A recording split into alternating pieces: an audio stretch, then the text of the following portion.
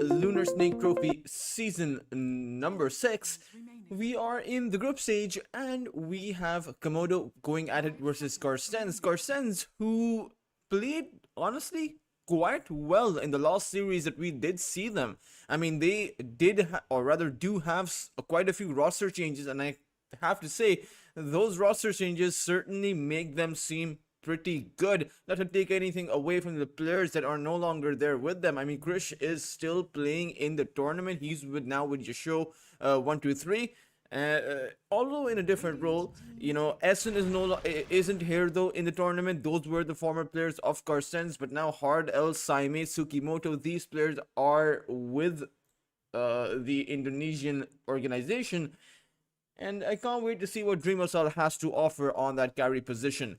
Komodo, meanwhile, they are in a bit of a bind because Komodo don't actually have a series win. They have 2 series losses and in fact have not been able to... the series against Roar Gaming was not even close, right? Komodo really need this win in order to stay in at least an okay spot to have a chance at qualifying, because currently as it stands at the bottom of the group stage chart, there's no way you can qualify because each and every single one of the other 4 teams in their group have at least 1 series win. YG with 1-0 score, Atlantis with 1-2, Roar Gaming who are 2-2, and Carstensz who are 2-0. So if they don't win here, it's going to be very tough, because then it'll come down to their last series that they will absolutely 100% have to win in order to even have a chance. So Komodo, let's see what their best has to offer. Timbersaw plus the Weaver picked up Phoenix and the Wind Ranger too, so I'm not too sure if this Weaver is the carry or not. I mean, Phoenix could also be the core, Wind Ranger could be the carry. Certainly, there are a few ways they could play it. At the same time, Komodo, let's see what they pick up for Azure. Could be the Storm Spirit, but again, their lineup is very squishy. Carstensz are coming in with some very tanky heroes.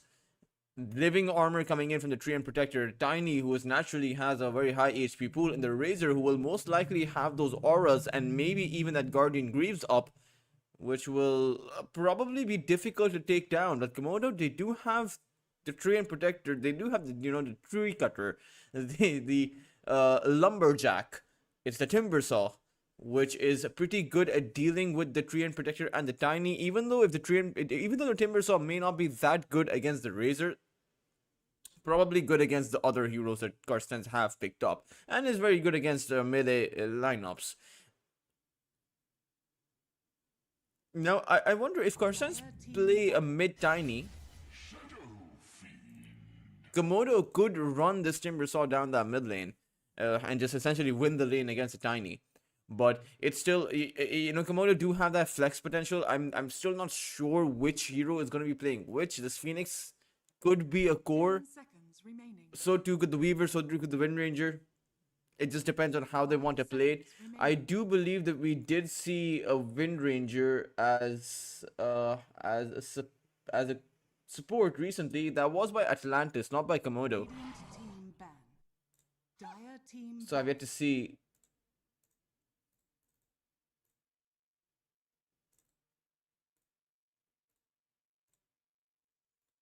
I will add it in the logos once the game starts, and if the logos are not in the game itself, sometimes the game does become a bit,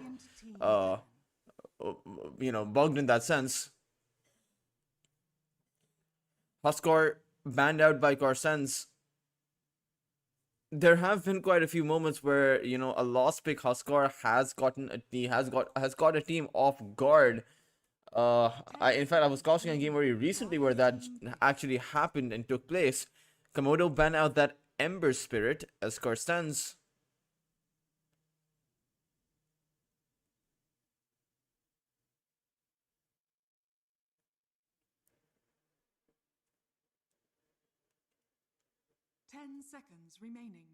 Thinking about their lost pick. seconds remaining. Radiant team pick. Queen of Pain. They actually pick up a Queen of Pain. That's very interesting. Mamang Daya playing as that Queen of Pain. We saw him on the puck, I believe, just that last game against Atlantis. It was very interesting to see Atlantis actually stomp Carstensz in that game number 2 with that last pick Viper. And Mamang Daya still had that puck. Did not perform that well, but in that third game, Mamang Daya played out of his mind, destroyed Atlantis with that one. So certainly some really good and some awkward performances. Can't wait to see what he'll be able to do here, because he'll have that living armor protection coming in for his Queen of Pain. So naturally, he Mamandaya likes to play risky, and with the living armor, perhaps that risk will pay off. Perhaps he'll be able to play with the kind of playstyle he wants, create space for the Shadow Fiend and this Razor, because honestly, if it does seem like a situation where if the Shadow Fiend and Razor are given space, and they are going to wreak havoc on Komodo, who go for a Kunkka, and this should be Azor's Kunkka pickup. Meanwhile, you will have Komodo going for that Timber Saw on the off lane, pretty standard there, while the supports on their team are going to be going for, I think it's the Wind Ranger and the Phoenix who are going to be the supports. I will see what Monza picks up, because Monza is their carry, and it is the Wind Ranger. It is going to be Deco and Olivi playing the supports. Taking a look at this overall draft, though, I do think that the stronger draft is with the side of Komodo. Or rather, sorry, no, the side of Carstensz, because Komodo, even though they do, pick up on that sustain department, their supports it's a bit of an awkward spot. S tier supports coming out by Carstensz, even though I wouldn't consider it a tiny and S tier support, I do think the Treant Protector is a very on-meta support. Meanwhile, Komodo come in with two supports who don't actually offer in any disables. Phoenix offers control, I do understand that, but when you take a look at the amount of stuns they have, it's just the one Wind Ranger. And sure, you have the Kunkka's X-Mark and the Torrent, that is a reliable disable, but ideally you want supports who have stuns, because that's essentially the buffer that you have in most of those team fights and in the laning phase when you want to get people down. Now their laning phase shouldn't suffer that badly, because you do have that Swarm and the Sakuchi, you have the Phoenix with the host of abilities, the Fire Spirits and whatnot, but it's still a situation where the living armor is going to provide them the sustain. How do these supports who don't have a stun, how are they supposed to push back against Saimei? Keep the static link from the Razor at bay. Make sure you can disjoint that. Those are a fair few questions that I have in my mind, which suggest to me that Carstensz may have the upper hand in that early game, and with that Queen of Pain, perhaps the upper hand in those early game team fights.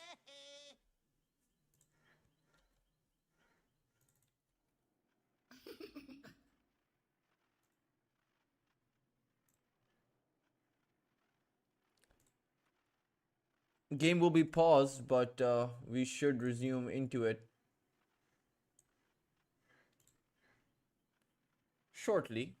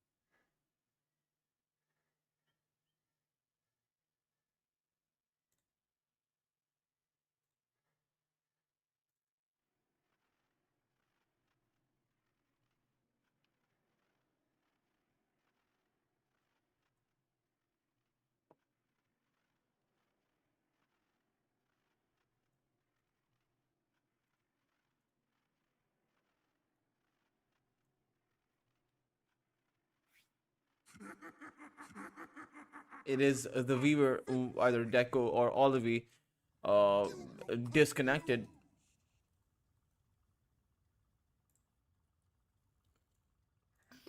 probably will reconnect. You know, there were some technical difficulties, so that's why the stream started a bit later than usual. I do apologize for that, but we do have the stream now actually up, so shouldn't have too many issues from here on out. Earns you nothing.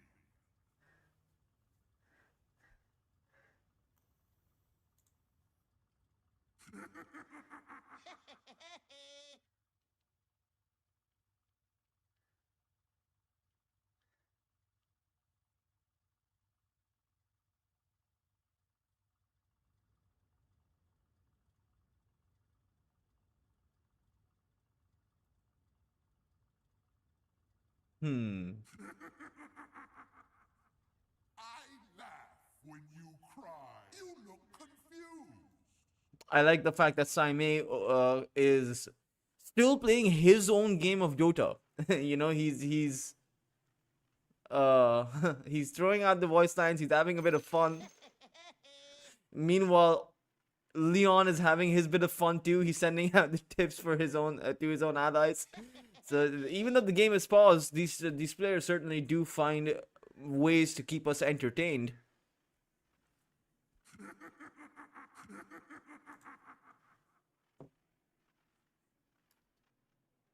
Hmm.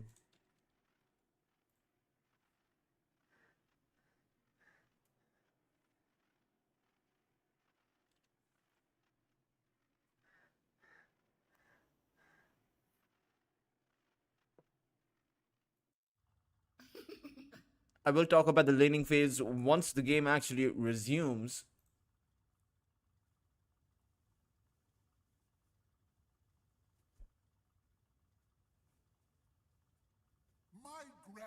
My gratitude earns you nothing.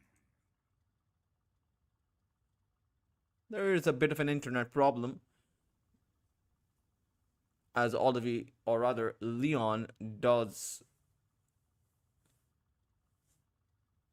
tell us the reason for the disconnect, and at least that is good. You know, he shed some light on the situation, and at the very least, it should give us some understanding, and to the other side too. My gratitude earns you nothing.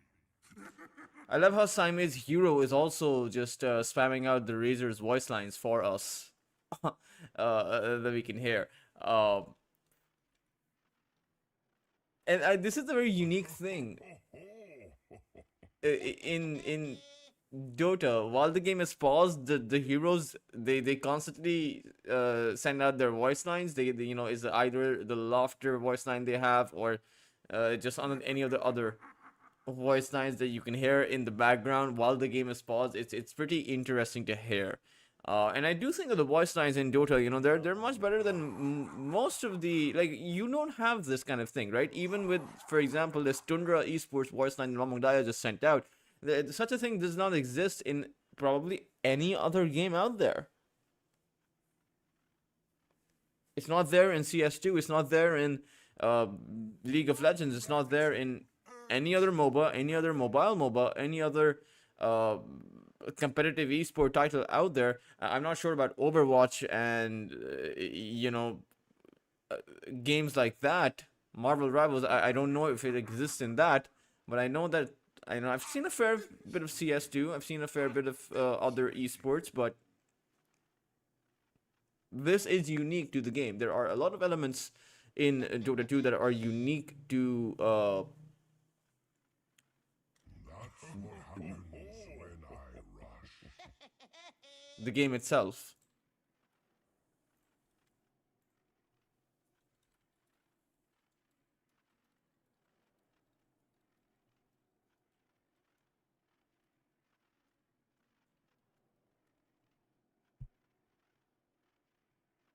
Hmm.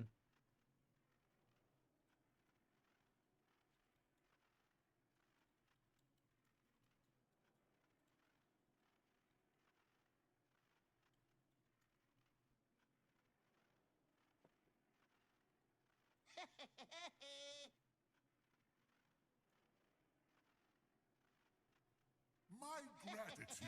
My gratitude. Nothing. Time to cut you off. Nothing. Time to cut you off.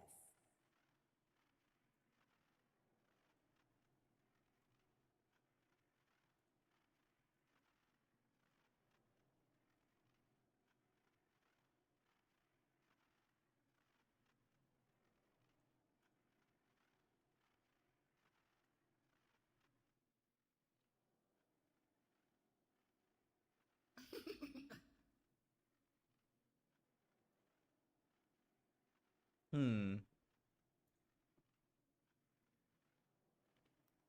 There will be pain. There will be screaming. Are you ready to rumble?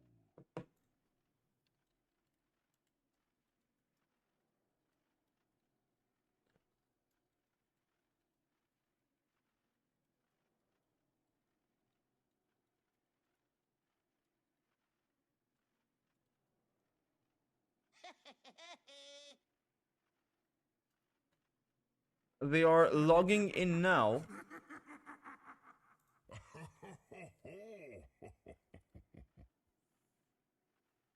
As Cody does reconnect, so I believe we have a game on our hands. The go call will be sounded out. Useless decorum. Look out for fallen rocks.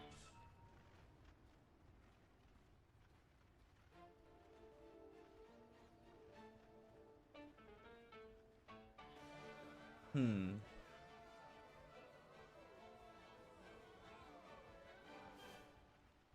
Okay, now that the game is finally underway, I will actually, I will have to reverse the logos because it is going to be Komodo on the left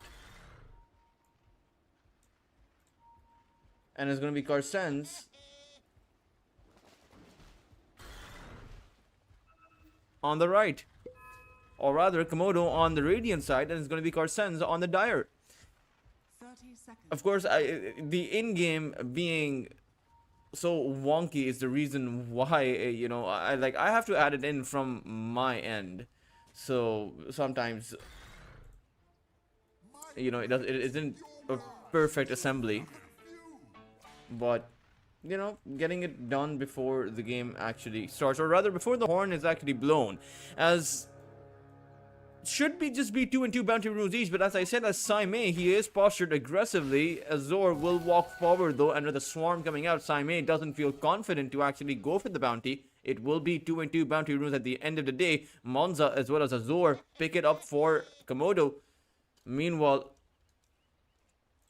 you do have Mamang Daya and Dreamocell on that Shadow Fiend. We saw Dreamocell Shadow Fiend yesterday. One of the Shadow Fiend's performance, I mean, even though he did attempt to do his very best, I do believe that they got overrun towards the end there. But let's see what they'll be able to do this time around.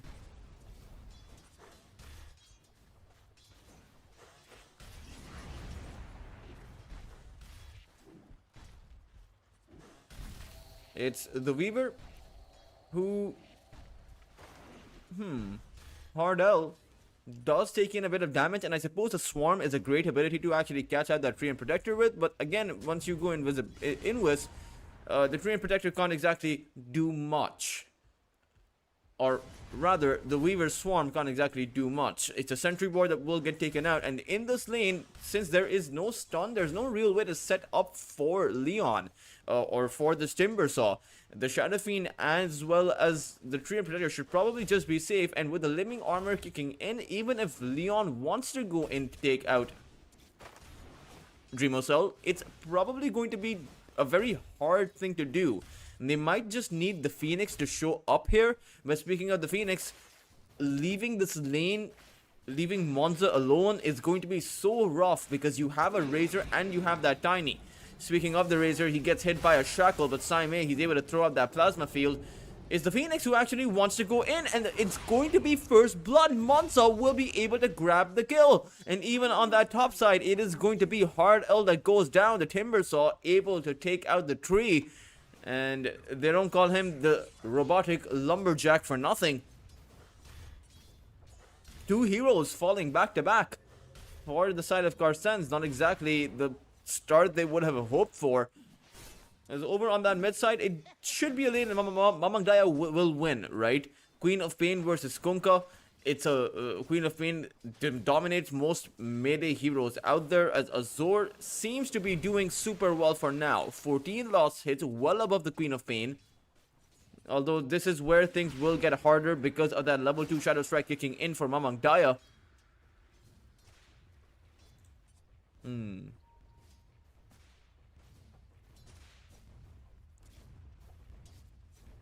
Will be able to pick up that banner creep. So nicely done by him, as he nearly equalizes the lost hit exchange.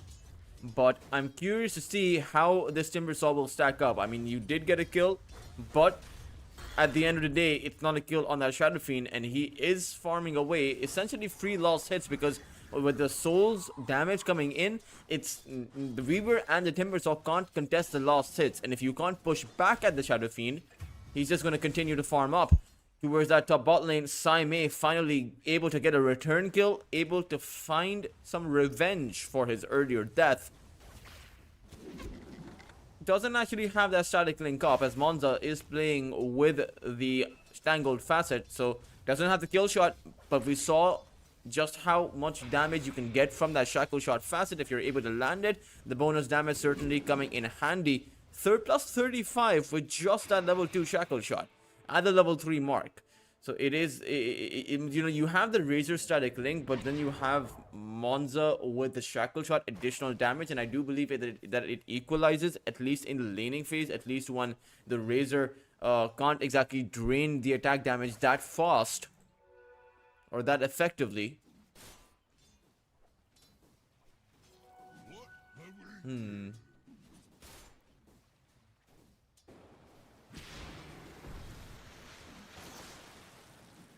Mamang Daya does have Tsukimoto coming in, but Azor is probably safe. In fact, Azor is going to be able to X-Mark Tsukimoto, and the Swarm is all that's needed to take out the Tiny. Carstensz kind of playing that a bit too overzealous, and unfortunately weren't able to get anything done. It's also the 4-minute water rune that the Queen of Pain will not be able to acquire. It's going to be Kode who will resume his, you know, his swarm towards that top side. Or rather, will bring the swarm towards that top side. Blocks out the camp too, as there is a Falcon Blade on Dreamocell. He is going for that Mask of Madness build. Now, even in the Shadow Fiend games that we've seen yesterday, he does like to go for this kind of a build, but as I say that right now, he is in massive trouble, and there's no way he survives. Leon able to get the kill on the Shadow Fiend. No living armor kicking in. A hard L never actually gave it to the Shadow Fiend. I don't know if that would have been enough to save his life, because remember, damage cannot be reduced on pure damage. So the majority of Leon's damage still cuts through that living armor. It is not blocked. It is not reduced at all.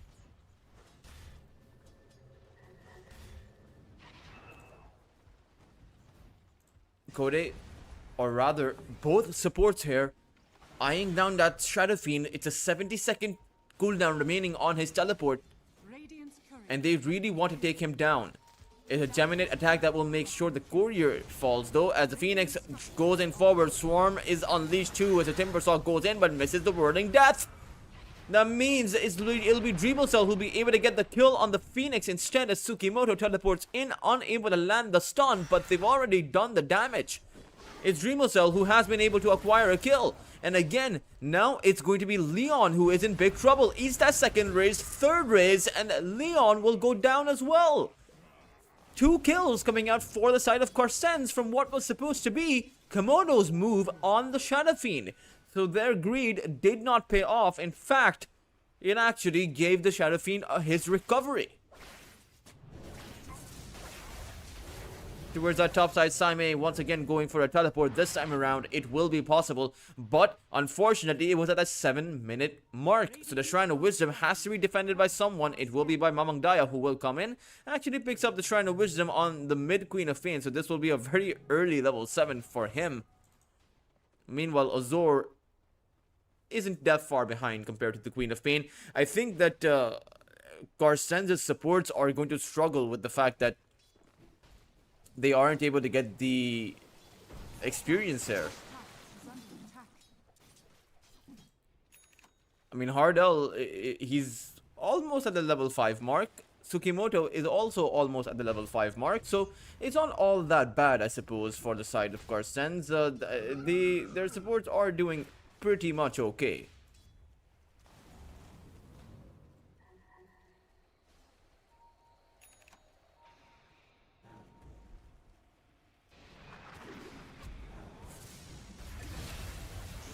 Saime goes down towards that bot lane. Tsukimoto does toss back the Wind Ranger as the Phoenix will stay alive, and the Treant Protector, he's really unable to offer, Hardell's unable to offer much support as far as keeping his cores alive goes. So either the cores are playing too aggressive, or damage reduction, the damage block and the heals is simply not enough from Hardell right now. Oh, Leon actually falls. Mamang Daya able to come in with a sonic wave that cleans up the Timber Saw. A solo kill coming in from the Queen of Pain, as the lane was completely alone for the Timber.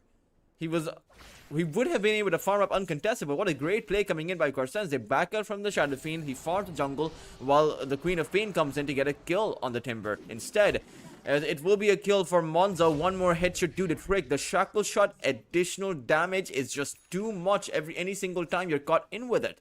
And with the fact that the two supports are over here, it makes this lane very difficult for Saime to contest. He's just forced to hug that tower, as it does seem like the item he's queued up for himself is not going to be that Guardian Greaves. It's the Blade Mail. He already has the Power Treads, so we won't actually have that Dispel coming in for him. Perhaps he realizes that they don't need the Dispel. There's limited stuns to offer, as it is once again going to be Dreamocell in trouble this time around. The Overgrowth comes in. Dreamocell launches a few raises, but that's all he'll be able to do. And in Monza's presence here, it does seem like Hardell is also going to get shackled and will be brought down. This time, it is going to be Leon who will also be able to pick up one kill. So, despite of the fact that Carstensz are playing a greedy carry pick, it is a Shadow Fiend. He is getting punished. They are going in on him. Taking a look at the net worth, it is 4,200 gold for the Kunkka, 4,000 gold for the Wind Ranger. And that tier 1 tower, living armor is, I doubt it's going to protect him, or rather protect them.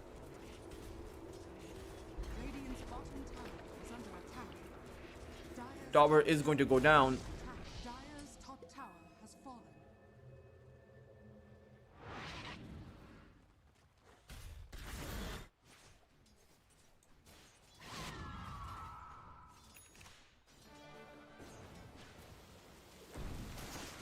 Towards that mid lane, it is Azor is continuing to farm up. Will be interesting. He's actually going for that Spirit Vessel on the Kunkka. Perhaps he'll go for that early Aghanim Scepter after that. It's not going to be super early, but maybe it really depends on how many kills they're able to get once this laning phase ends. I mean, it has ended. We're now in, or rather, at the start of the early game. Story begins for the Shadow Fiend and how much he can get done. Mamang Daya tossed in on towards the Range Ranger. Monza is in trouble, but he did manage to throw out that shackle shot. However, Mamang Daya blinks forward, throws out that Sonic Wave, which wasn't even needed. But now is the Razor in trouble. Saime traded out for the Wind Ranger, as Hardell goes down too, as that is not going to be all that worth it for the side of Carstensz. But at the same time, they do take out the carry very early on. Monza got no experience from all of that exchange, so perhaps it's not that bad for the side of Carstensz, despite losing more players.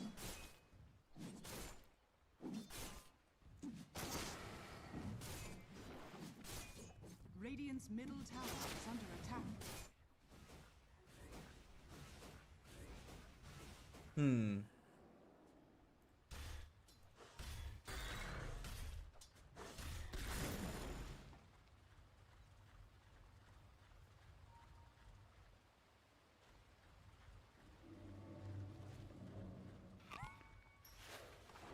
Timber Saw does go in.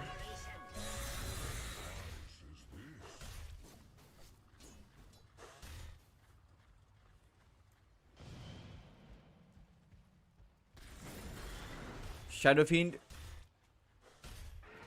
also there, ready and waiting. It's going to be Leon, who isn't going to be slowed down by Hardell. Leech Seed did not come out either, so Leon is able to run away with max movement speed and chains away. Dire's middle Overgrowth. Remember, the Wisdom Shrine was not collected by these supports. So Hardell and Tsukimoto are going to be pressed for that experience all at the same time. The Phoenix is level 6.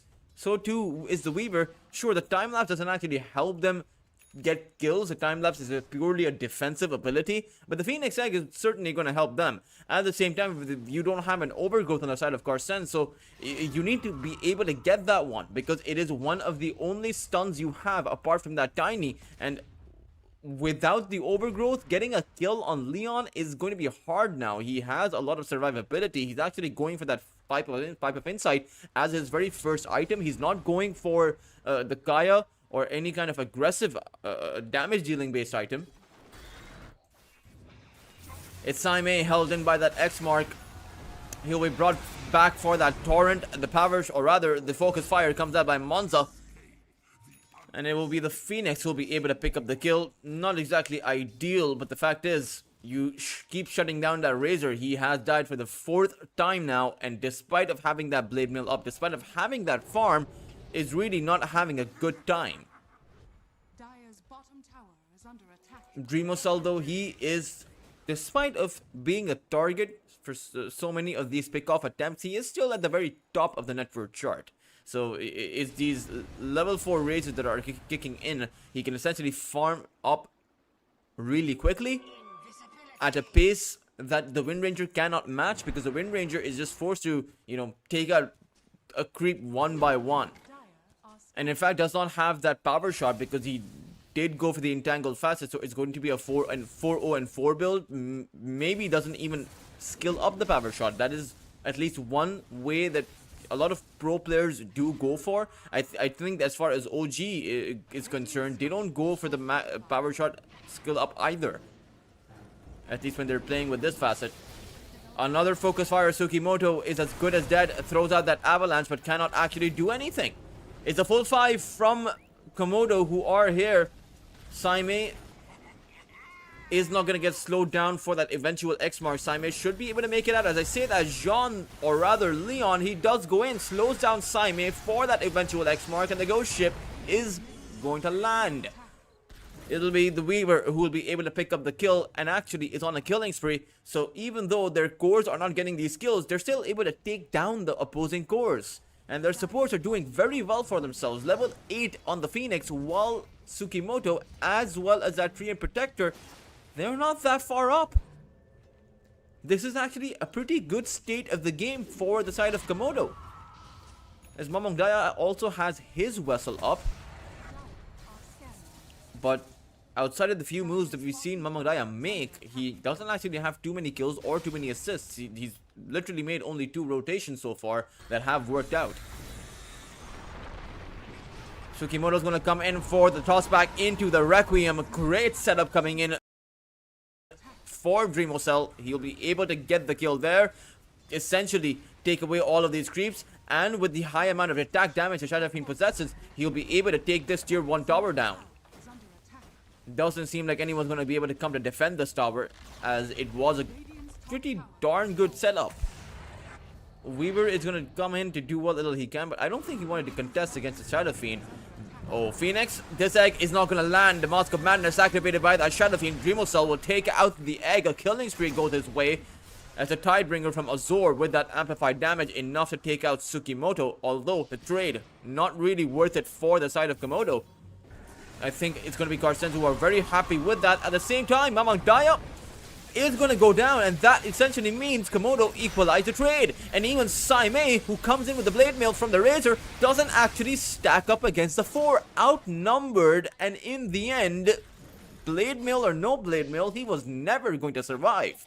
So Komodo essentially turned that from what started off as a with 2 losses on their side. They ended with 3 losses on Carstensz. They get the cores down. Both the Queen of Pain as well as the Razor. The one silver lining for Carstensz is the fact that their Shadow Fiend stayed alive.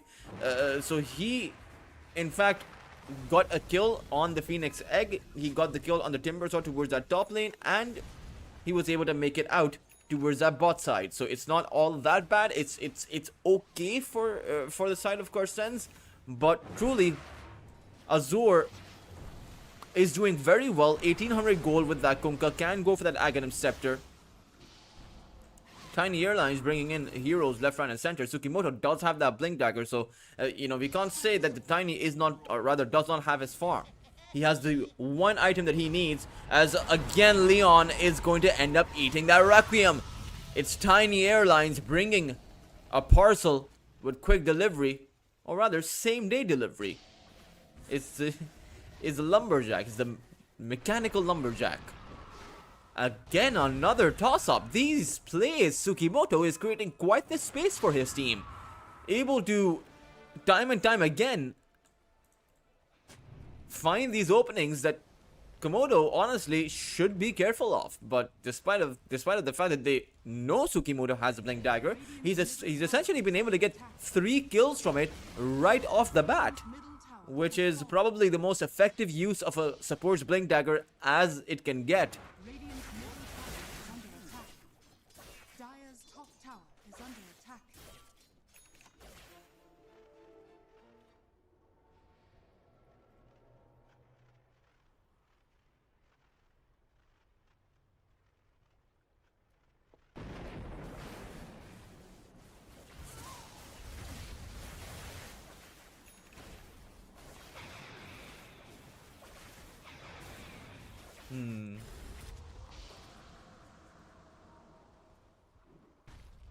Radiant's bottom tower is under attack.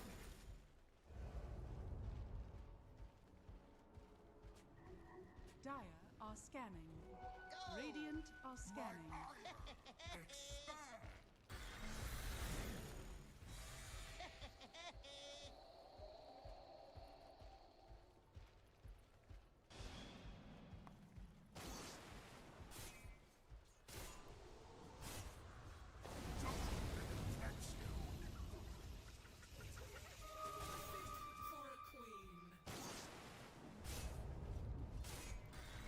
The eyes in the jungle, or the jungle have eyes, from the Tree and Protector, is the eyes in the forest, really, granting them the vision, granting them additional information that they want against Komodo. 16-9, Carstensz up 1000. It's not exactly a huge margin, but with the Tormentor coming up, this is a big objective, and it seems like it will go in the hands of Komodo, who got here first. They will be the kings of the hill, or the kings of the Tormentor, as it's the Weaver who picks it up. Some additional infusion to the damage, and also some flash farming capacity for the Weaver, who ideally wants to, you know, is one of those supports that does want items and needs items to actually skill. So, you know, and as far as that goes, he does have the item. I mean, this is actually a very farmed up Weaver. 6,500 net worth, just barely 2,000 behind the core Timber Saw. And in fact, the core mid from Carstensz, Mamang Daya, is also not that far ahead compared to the Weaver. Atos is there to hold the Queen of Pain. You also have that urn to dish out a bit of damage. As Kode, he does spot on Mamang Daya, who will blink back, but it's again a kill on the Phoenix. Tsukimoto able to find these left, right, and center. As the Queen of Pain, he blinks the other way. Certainly did not expect him to blink that direction. At least Monza did not. He was hoping the Queen of Pain would blink towards him. As towards that bot lane, it is going to be the Shadow Fiend in a lot of trouble, but Saime is going to come in with that Crimson Guard, keeping Dreamocell safe. Otherwise, that would have been a near guaranteed kill. Focus Fire is going to whiff, so too was the Ghost Ship, and the Ghost Ship down for about 60 seconds. I wonder, Carstensz, what kind of a move they'll make. They'll actually head on over to the Roche Pit. This could be great for their side, as the Kunkka, he didn't go for the Aghanim Scepter, he's going for that BKB, but now without, I think they really needed the damage coming in from the Aghanim Scepter. is the Weaver. It's going to be the Phoenix 2 caught in. No way to actually escape from that position. A nice shackle shot comes in, but there's limited follow-up, and this is the problem now. Their lineup is not scaling as needed. The Shadow Fiend's damage output is only going to ever increase. And Saime is coming in with the aura protections, while over on the other side, you have that Mjolnir from Monza. He can dish out that damage, but you need some setup. Now, that is a pretty decent setup. Azor coming in with that Torrent, not to mention Monza did land that Shackle too. At the same time, Roshan, it did not fall. It's barely at about 50% HP. But without Mamang Daya up, I do not think Carstensz have a choice. They have to abandon the pit attempt. Azor, though, he has that regen rune. So he's able to get back to essentially full HP. He'll charge forward, uses the X mark as well as that ghost ship on Saime. And it's Leon who will come in from that backline. It is Saime in a bit of danger, but again, it's a Requiem play with that toss back from Tsukimoto. It's Leon who is in a trouble, does manage to wrap around and make his way back as the X mark on Dreamocell is going to wipe him out.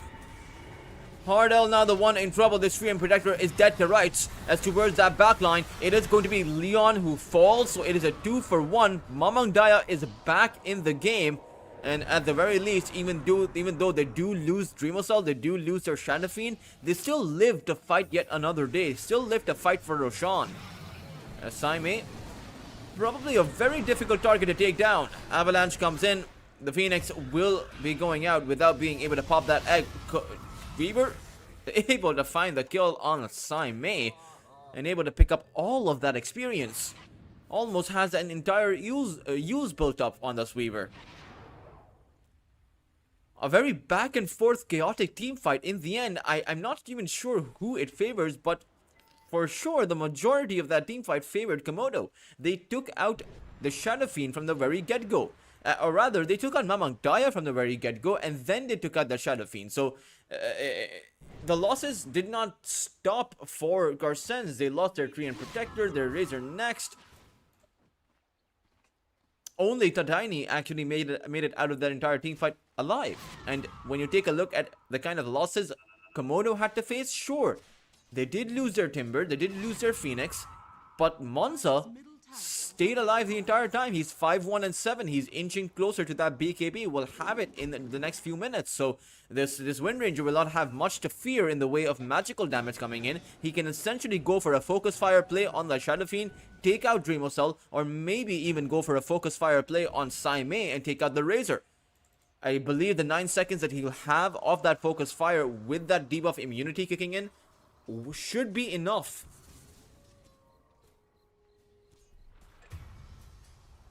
Radiant's bottom tower is under attack. Okay, Mamang Daya, there's a kill.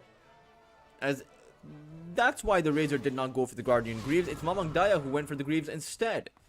Has in possession of that basic Dispel right now.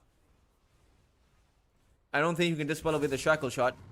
Well, you can, but it's by a strong Dispel. Unfortunately, the Guardian Greaves is not a strong Dispel. It's just a soft, or rather, basic Dispel. And which is, I always assume that basic Dispel should be renamed as soft Dispel because the opposite of hard is soft, not basic. In terms of difficulty, the opposite of hard would be easy, like easy Dispel. But I would prefer soft Dispel over the basic Dispel.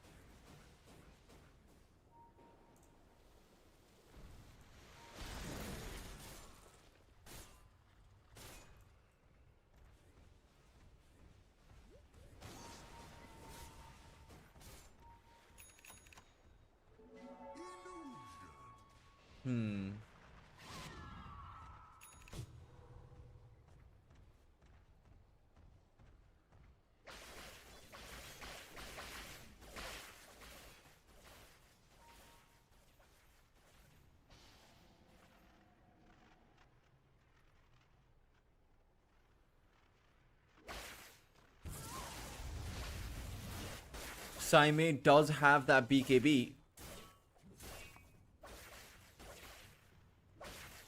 Coming back up very soon. Radiant are scanning.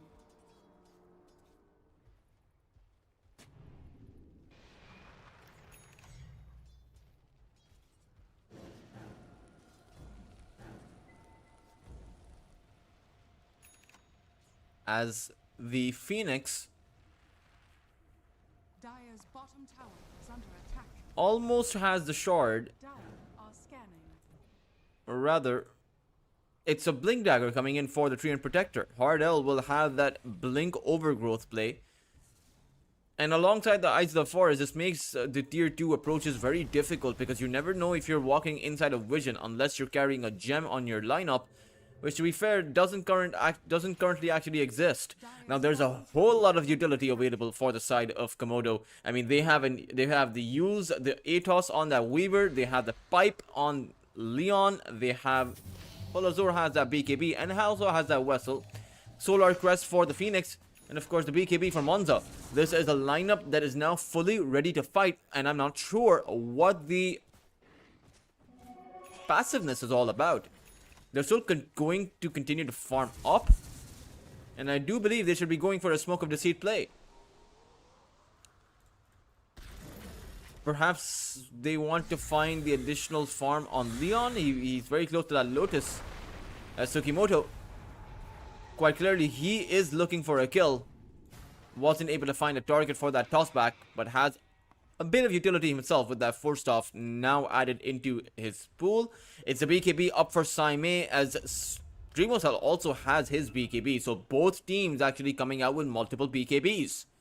Yule Scepter up for Mamang Daya too. So it does seem it's not just Komodo who are ready to fight. It's also going to be Carstensz. They start things off with the Requiem on top of that Phoenix. Sonic Wave will actually push back Azor, but it's going to be Komodo who have that high ground advantage. Unfortunately, they have a numbers disadvantage. It's Saime who will activate that Static Link and go to work on top of Monza, who doesn't actually have any damage anymore. So Focus Fire does not matter. His BKB will wear off, and in the end, it will be a toss in on Saime from Saime, or from Tsukimoto on top of Saime, that will take out Monza.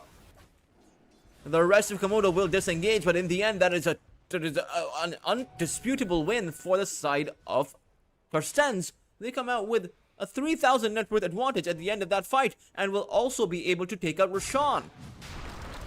And the Phoenix being the first point of contact makes that super awkward, because that's their really big AoE spell to stack up with that Kunkka's Ghost Ship. You know, that one big AoE spell that kind of provides a buffer in that team fight, keeps the DPS going, keeps the AoE damage going, makes, forces out a priority switch from Carstensz, where Carstensz would ideally like to focus on the Kunkka or the Wind Ranger, but because of the Phoenix Egg, they have to focus down the Egg. But the Phoenix being the first point of contact means that they essentially take out the Egg entirely before it ever comes into a factor of what use does it give, because there is no use of the Phoenix if the Phoenix dies within the first second of the team fight.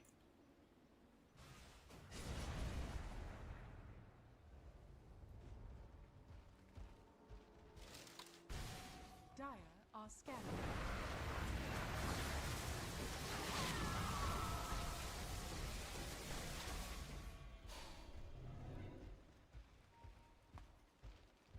Tsukimoto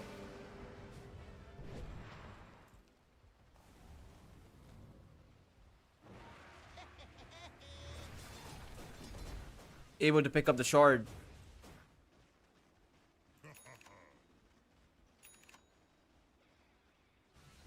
Radiant's top tower is under attack. Dire's They're bottom doing tower fairly is well under for right now. Carstensz able to pick up the momentum, and with its Aegis, they might just be able to take apart all of these tier 2 towers. Radiant's top tower is falling. And if I'm being honest, there's not too much that Komodo can actually do to defend these towers. The Yule Scepter means that the X-Mark Torrent Ghost Ship combination is no longer a straight possibility to take out Namang Daya, as it seems like Dreamosel, he wants to start probing that high ground. This might be a bit too preemptive. They don't have the banner.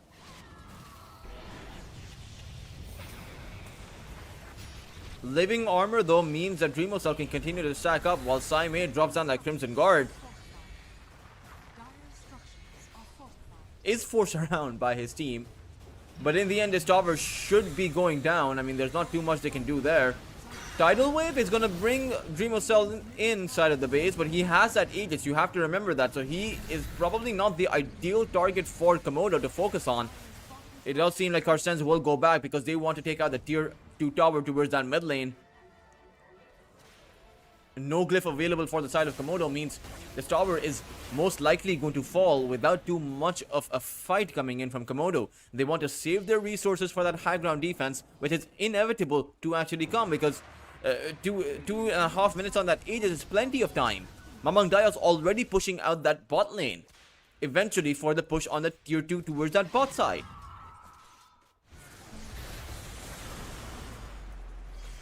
Dreamocell again being forced around here. Tsukimoto did find an avalanche. Wanted to toss back.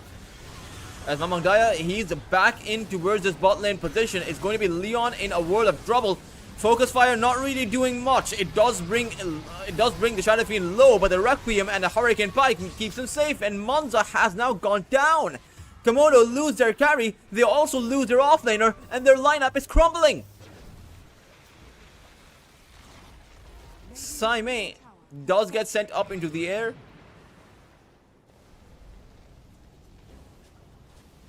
Radiant's middle tower is under attack.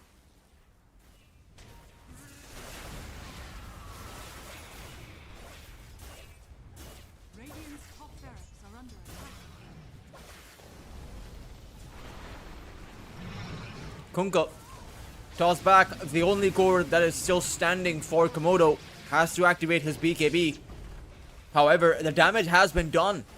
Carstensz will take a portion, a big piece of the map of the high ground from Komodo. And in fact, their second lane of barracks is not safe either. Monza still has about 20 seconds to respawn.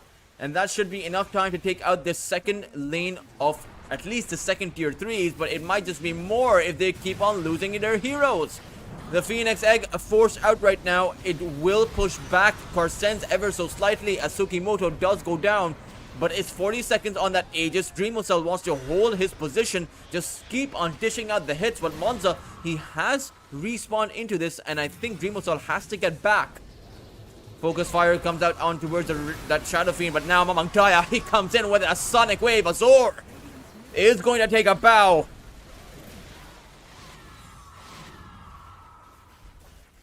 And with the Kunkka's death, I think they now continue with the fight here. Mamang Daya with the Aghanim Scepter on the Queen of Pain just seems to be too damn much. Saime making sure that the Wind Ranger is pushed back inside of her fountain. Does get rooted down by Kode, but it's just not enough. It is just a bit awkward to watch. No damage output coming in thanks to Saime's Crimson Guard. And the fact of the matter is, Carstensz are so tanky. Requiem not really coming out. Monza held in by that Overgrowth. Wind Run, Focus Fire, BKB, none of them going to help him out. He doesn't even have a team that is left to support him. As it now is just a support duo remaining, and I have a feeling this game, it was on its last legs, but those legs have been chopped out. Second lane of barracks being acquired by the side of Carstensz. As they head on over towards the tier 3s, or rather the tier 4s, they clearly want the win and they want it right now. They recognize the fact that if there was a buyback available for Monza, he would have used it by now. But the matter at hand, or the fact is, there is no incoming buyback, so Komodo, they'll try and have to hold this 4v5. They bring Saime in from that tidal wave, but he has that BKB, he has that Crimson Guard, and he is just holding it right now. Komodo, they have to go in. They'll start it off with Azor's Ghost Ship, but instantly the BKB comes out from Saime. Requiem sent out on towards Leon as the pipe comes out, but Mamang Daya pushes them back with that Sonic Wave. And again, the damage coming out from Dreamocell is just simply too much. Tidal Wave does bring in the Shadow Fiend, but an Avalanche comes in. It clears up Azor. Phoenix Egg is going to get wiped out as the Shadow Fiend does end up going down. Is that going to be enough to actually make sure that Carstensz go back? It does seem like they momentarily do.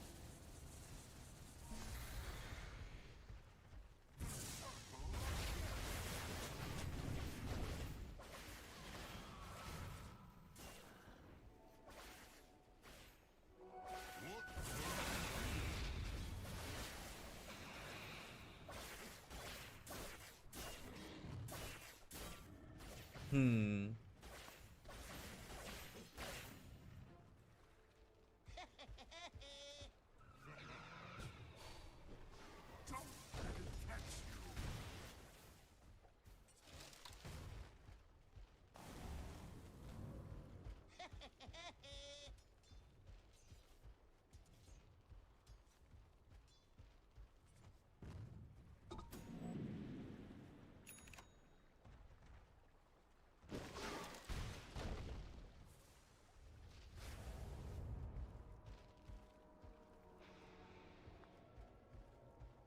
Forward.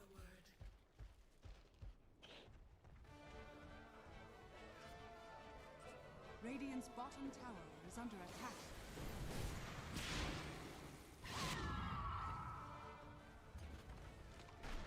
Dire's top tower is under attack.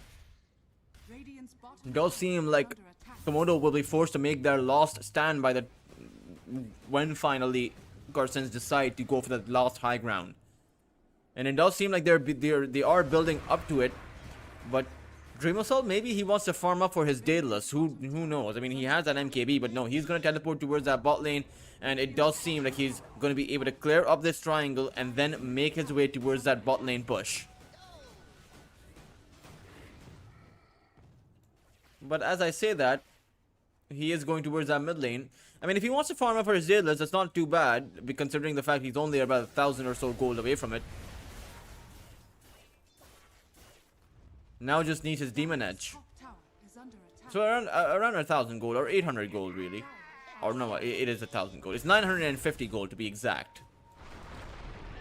They actually catch out Leon once more. Requiem, 5 heroes on top of this timber.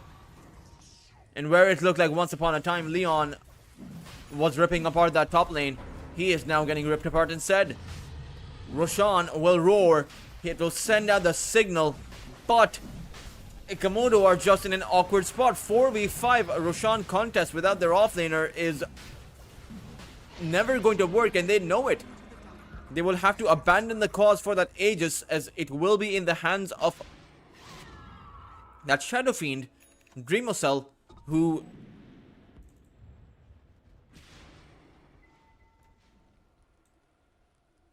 is just going to go down towards that bot lane.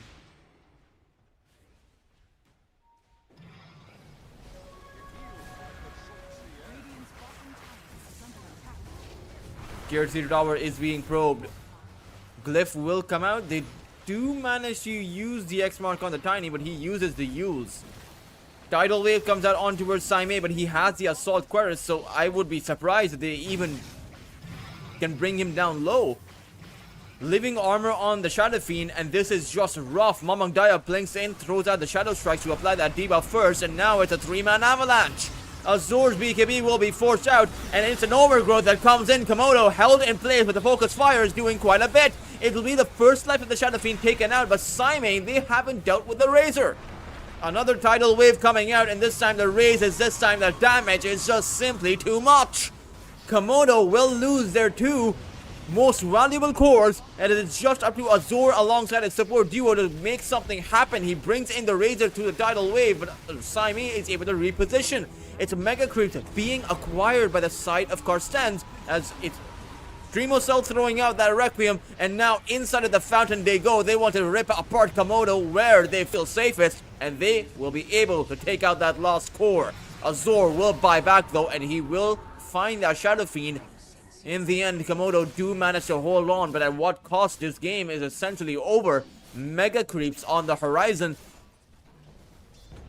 as they will recognize that GG will be called by Azur. Game number 1 will be going the way of Carstensz, as Komodo, they fought really well in that early game. It did seem like they were getting kills on that Shadow Fiend, seemed like they were getting kills on Saime, and even on those supports. Their supports were much more leveled up, but the team fights just never went their way.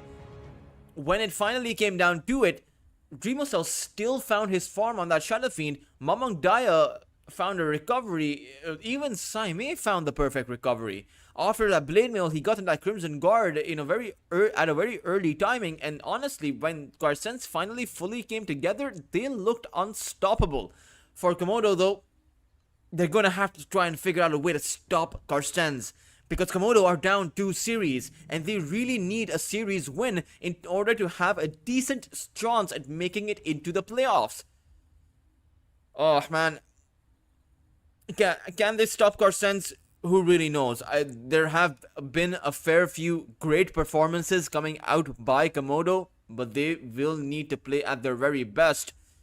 And even then, it's not a guarantee. Let's see if that will happen. Let's see if Komodo will be able to take out a game and take Carstensz to a game number 3. We will resume for game number 2 at Lunar Snake Trophy Season 6 right after a short break. So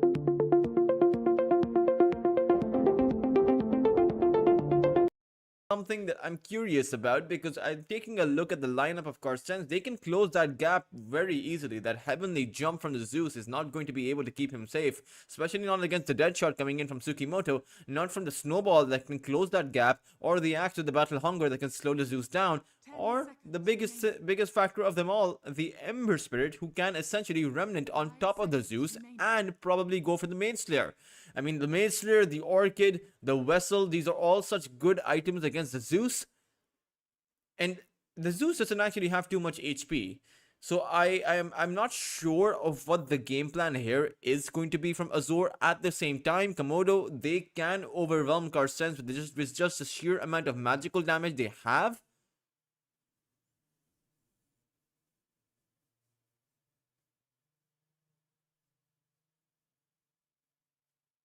I do think that Carstensz have the better draft. Last game, I wasn't so sure. Last game, I did think it would have been whoever played it better.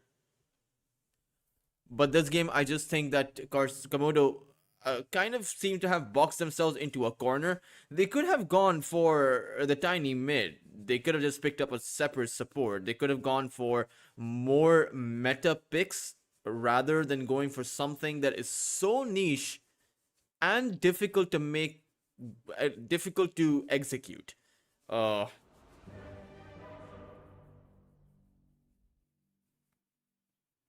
Ember Spirits lost. Mamang Dai's last game as the Ember was 12-0-12. That should put a bit of a fear factor in Komodo, but again, they're down, they're not out. The logos are already adjusted. It's going to be Komodo on the dire side, Carstensz on the Radiant. It's a flip around from the previous game, where Komodo, they did choose the first pick while Carstensz chose the Radiant team to start off with.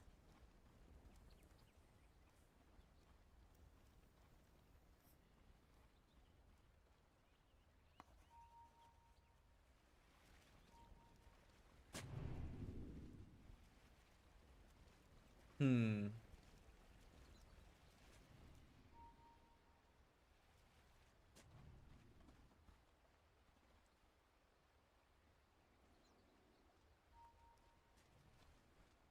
30 seconds to battle. Let's see.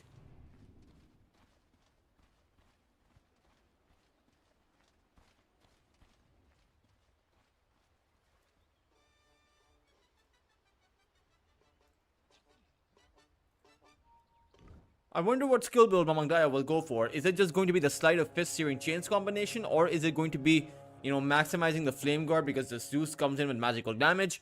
Ideally, you do still go for the Searing Chains at the very least, right? That's going to be the common denominator for whatever skill build Mamang Dai opts for.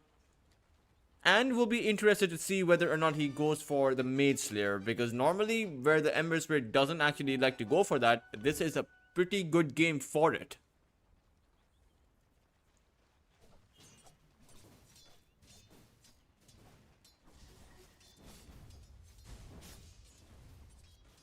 Let's see what the end result will be. Of course, we'll take a look at some of the side lanes first. It is going to be Tsukimoto as well as the Saimei, Axe, and Murtha, which means this is a very deadly lane for the Morphling, because you have to consider the fact that the Murtha is a direct counter to that Phoenix. You cannot dive in because the Tsukimoto will just drop down the calling, the spirits, to silence you down, slow you down, and the Phoenix is going to be an easy target to pick off from there. Not to mention the Battle Hunger applying the pure damage on this Phoenix is going to be something that he'll need to avoid. Already you can see it come out. And again, it is pure damage. Now the Tango does essentially negate the Battle Hunger, at least at that level 1 mark, but when Saimei chooses to maximize that Battle Hunger, that is when things will truly get tricky. As Monza, there's a dead shot available from Tsukimoto, and he will actually apply it on towards that Phoenix. Now Tsukimoto, he himself is dropping very low. There is no waveform available for Monza, otherwise I'm sure he would have liked to go in. But towards that bot lane, it is going to be Leon able to draw first blood on Dreamocell. Surprising that kill happens because Titani was only level 1. And now the Tiny's level 2. So Dreamocell does need to be a bit careful considering the amount of stuns that they bring in. Tsukimoto able to take out the Phoenix, so both teams do find something around the map. Of course, first blood as well as a kill on the carry was found by Komodo towards that bot lane. So I do think that they come out ahead, at least with a small margin.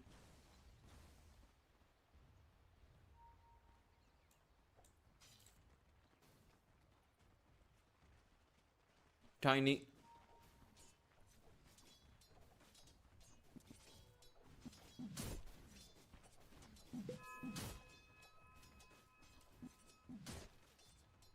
Uses the clarity.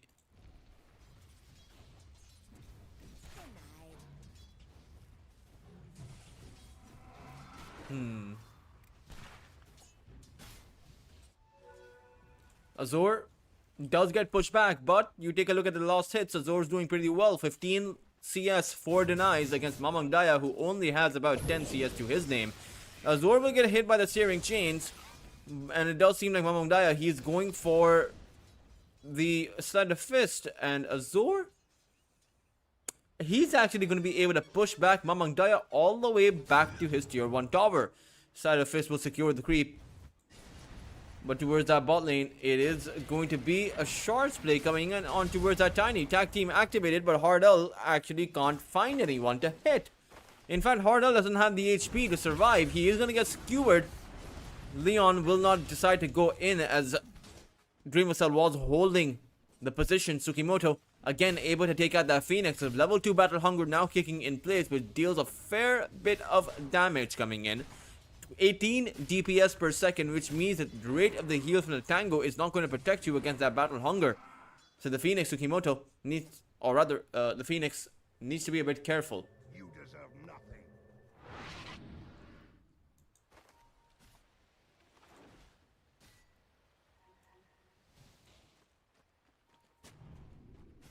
They are going to... Well, Monza?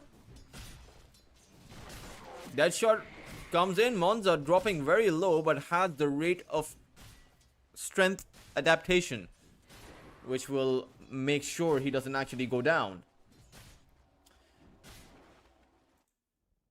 You deserve nothing. Game will be paused by Azor, as the go call will also come out. Mamang Daya will resume, or rather will reciprocate the go call. And again, he finds the searing chains. I mean, they're easy enough to find, and Azor actually drops down very low. It's a searing chains change that came about. The massive damage increase, 100 damage per second. The level 3 to level 4 damage increase isn't that much, or rather isn't even there. I do believe it is a slight nerf, but overall damage is more. Hardell goes down towards that bot lane, but Hardell also found the kill on John. I believe it was Dreamocell who was able to acquire that experience. So at the end of the day, I think that does work out in favor of Dreamocell.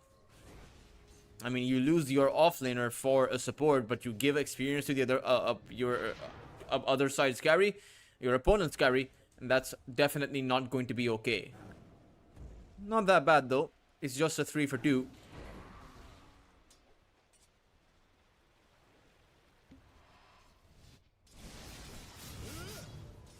Mamang Daya is going to get a hit by that avalanche, and Mamang Daya should go down because there's a toss-up on Mamang Daya, and one lightning bolt will be enough to take out the Ember Spirit.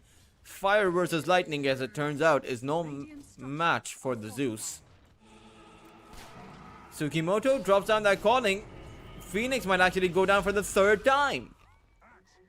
Certainly, this safe lane is not working out the way that they had expected it to.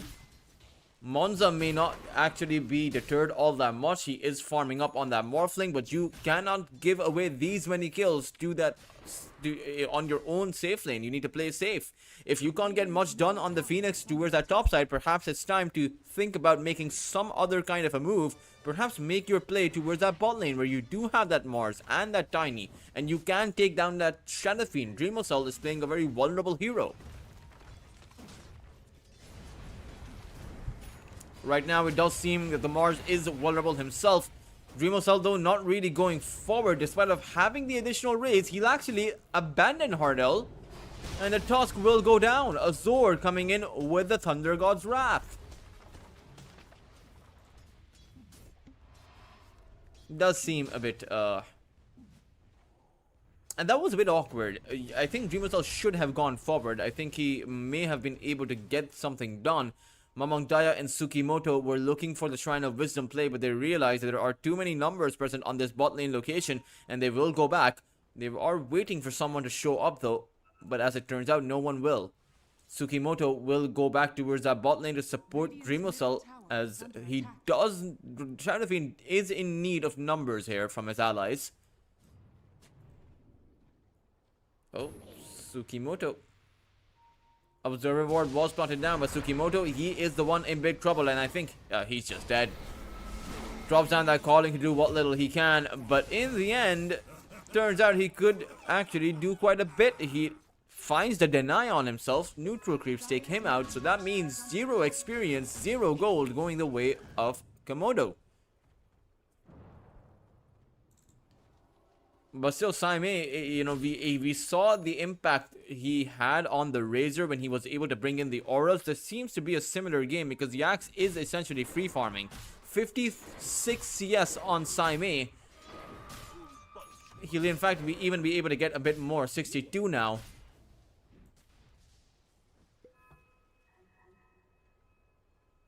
Dire's courier has been killed.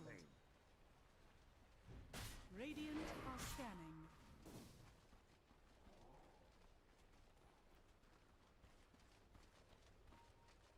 Oh, that would be a tribute. A fitting bounty. Harmony must be earned. Dire's middle tower is under attack. Phoenix. Again, brought down. That is the 4th death for the Phoenix. And this time around, it's actually going to be the Shadow Fiend who picks it up. So, they did switch it around. I mean, the Phoenix decided to come towards this bot lane. But it didn't actually do much despite of the 3 people Komodo possess. Well, I say 3, but the Tiny's not really here, is he? Leon is actually forced back behind his, or rather next to his tier 1. Because he can't actually exit this position. There is a Mortha waiting on the side. As Kode does come in, and that means the Shadow Fiend will have to go back.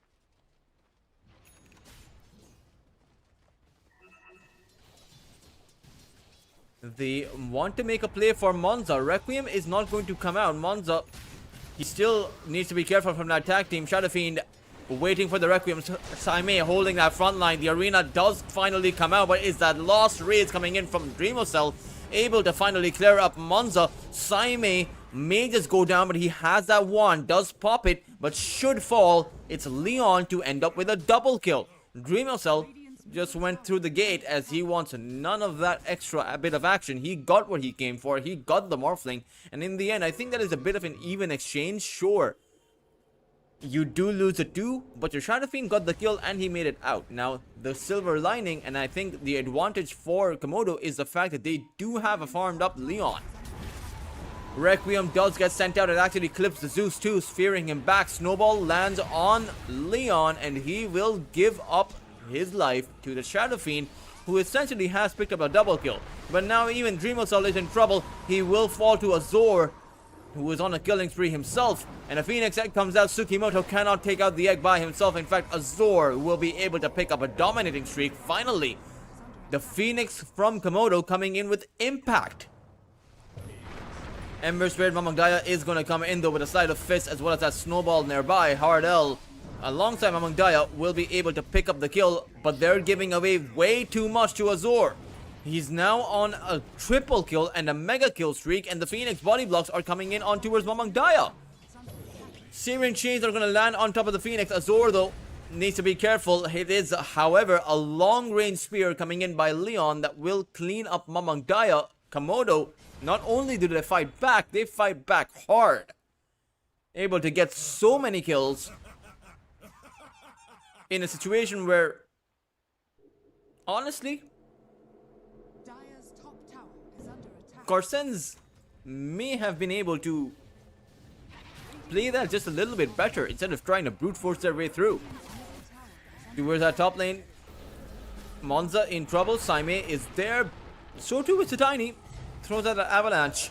However, that snowball comes in, and now Monza, he has to go for that waveform back. Phoenix is coming in with no egg, mind you. So does need to be careful. Will actually cancel that teleport. And I think they can just pressure this tier 1 tower towards this bot lane. Not really that bad.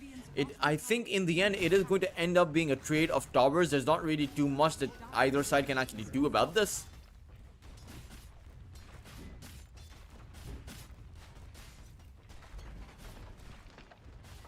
Dire's top tower is under attack. Radiant's bottom tower is under attack. Dire are scanning.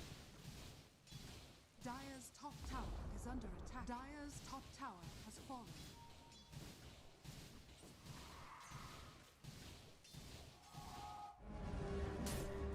Requiem of Souls unleashed, but it is also that Thunder God's wrath that Dreamosel did not see coming. You can't see it coming. Azor Dire's top tower on a very envious streak right now. For the side of Carstensz, they want to take out Azor, but they have to contend with Leon first. It is a Walrus Punch on top of that Zeus, but Azor, he's doing fine. He has that Tiny to protect him. However, Leon will go down, traded out for Mamang Daya. Saime inching forward. Is that a heavenly jump coming in, and Saime will not be able to stop that teleport.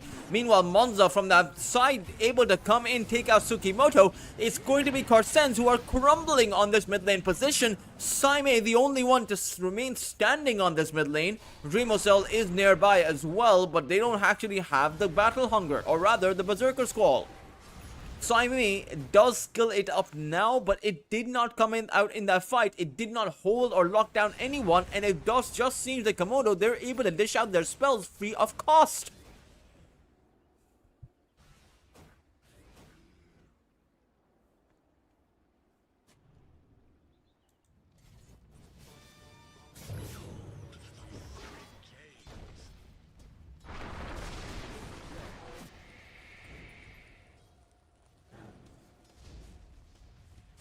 Radiant structures are fortified. Ember Spirit comes in. Mamang Daya once again for a play on Azor. This time around, he does come in with a shield rune. As it's a battle hunger on Azor. It is, however, Leon blinking forward using the spear. As Mamang Daya goes in once again. Another set of Searing Chains. He lost his shield. The toss back on towards Mamang Daya. Hardal has already gone down. Another spear play catching out the axe. Mamang Daya finally does take down Azor, but only after he fell, so he got no experience from that kill, as Saime is trying desperately to make his way out, but it will never happen. He is stuck in between of the four. Once again, Komodo come out ahead.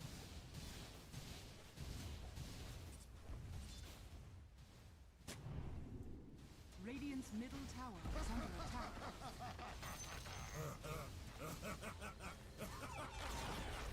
Radiant's middle tower. Mamang Daya came in once again, and these eggs in this game, they have quite the buffer. When you have such strong frontliners with the support Tiny, with the Mars, the egg is a lot more potent. It's a lot more difficult to take down. Not to mention, I don't think you can take it down if Dreamosel is not nearby. A 2,000 lead for Komodo. It's not huge, but it is significant. It puts them on the map. Morphling, Monza farming up. We'll take a look at the net worth. Should have done that before, earlier. I'm sorry about that, but 7,000 net worth up for the Shadow Fiend, 7,000 net worth up for the Axe, and it's surprising the fact at hand is, despite of all the kills Komodo are getting, Carstensz, their two heroes are still at the very top of the net worth chart. Now, Mamang Daya is the one player that has been struggling, and his struggles seem to only get worse. Because he is 1,000 net worth behind the Zeus, is the lowest net worth core in the game, and just has that Spirit Vessel to play with. It seems like this niche Zeus pick has worked out for Azor, because honestly, I mean, he has that Phylactery now. May upgrade it to a Conda, but not right now. I think the Conda upgrade, it would be a bit too greedy. despite of having that break mechanism come in, which is going to be great against the Axe and the Shadow Fiend later on. I think for right now, you just go for some utility. Maybe even eventually go for that Aghanim Scepter. Are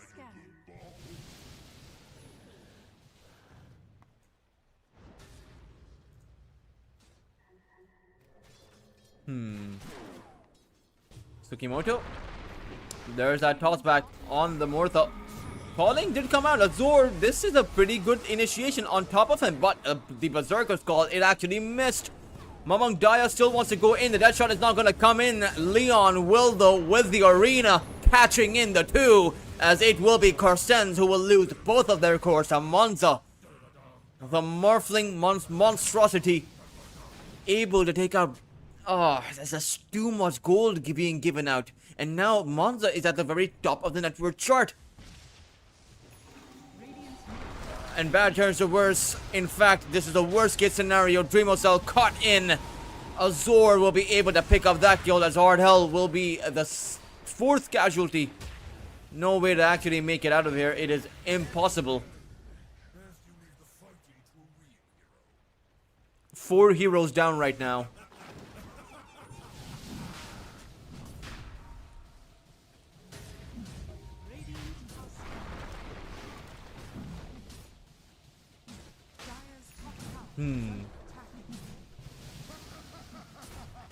Roshan is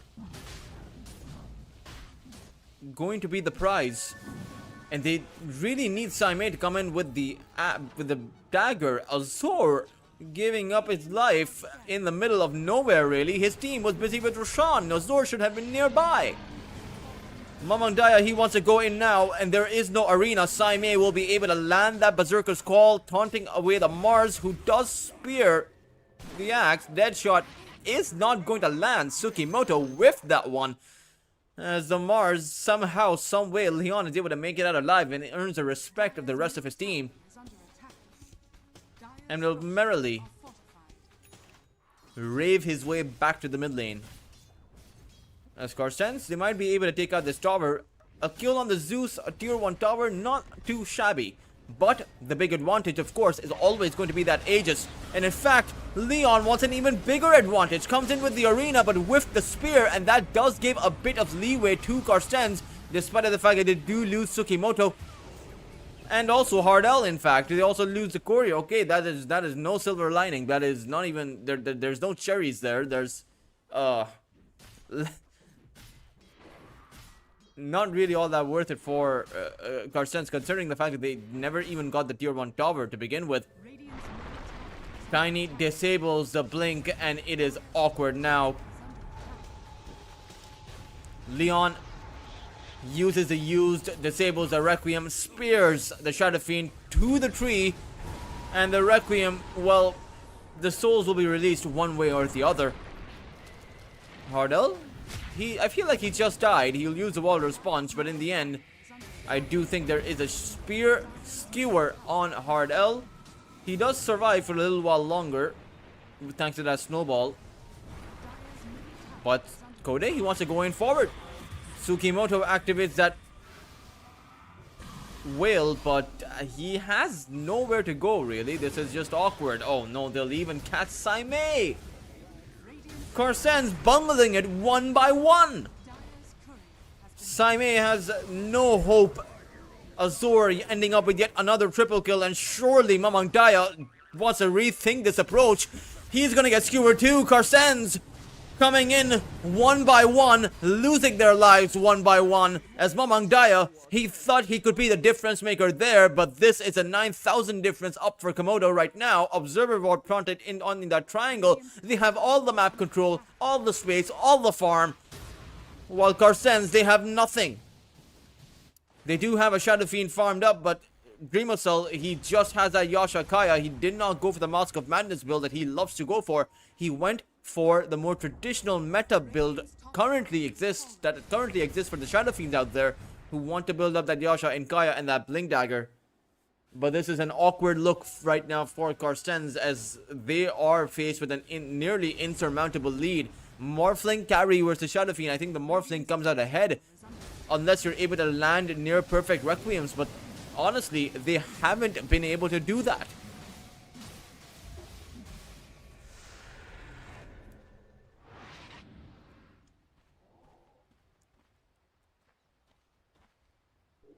The Requiems from their side have been, Radiant are scared. well, non-existent really. It's just the departed souls being released from time to time. Tormentor also going to wear the tiny, not really, well, I mean, it's a pretty much useless shard. You do get 100 damage boost though. Increases damage dealt by thrown trees by about 100. So you do have that. Tiny is just gonna teleport away. Simate has no damage to speak of. Desperately needs a Blink Dagger. I think if he had the Blink Dagger earlier, a lot of the game would be different. But I completely agree with the idea of the Pipe of Insight here, because the pipe, there is just simply an overload of magical damage on the other side. Oh, this could be a great kill if they can find it on top of Azor. However, it is going to be Leon who will come in. Mamang Daya still has not taken Azor down. This is a complete disaster as Monza comes in. Hardell goes down. Azor being kept alive by the vessel, being kept alive by, I don't know, like, it's just sheer, that might have been sheer luck there, Dire's top tower because is this Mamang Daya should have been able to get the kill. And now this Ember Spirit, he has completely fallen off the rails here. The support Tiny is 1,000 net worth ahead of the Ember Spirit. In fact, the Ember Spirit has essentially turned into a support himself. Even the Phoenix may overtake the Ember Spirit's net worth, as now this game is entirely just up to Saimei as well as Dreamocell to be able to get something done. But they don't have the physical damage, they only have the magical damage to play with. Mamang Daya once again tossed in, spear to the wall, but it's going to be Dreamocell coming in with a Requiem, a triple kill for the Shadow Fiend, as it's going to be the Tiny who loses life, an ultra kill, as it's going to be the Radiant side who finally fight back with a Rampage. Komodo did not see that one coming. It will be Carstensz who will wipe Komodo off the map. And somehow, someway, they're able to get it done. tower is under attack.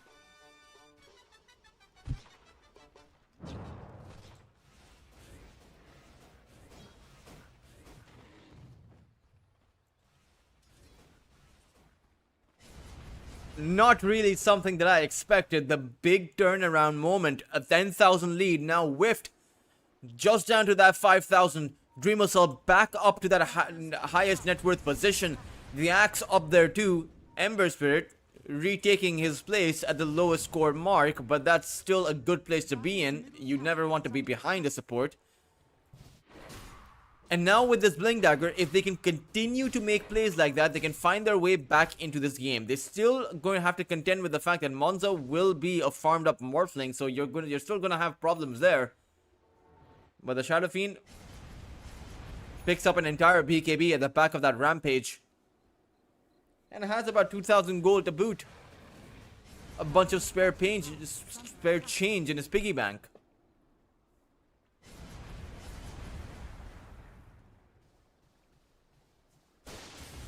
Oh. Thunder God's Wrath gets sent out. Azor has fallen off a bit on that Zeus. When I say fallen off, I mean he was snowballing really hard. He's 13, 3, and 6, but his net worth doesn't reflect it. I suppose he doesn't have that many losses. It's only about 115.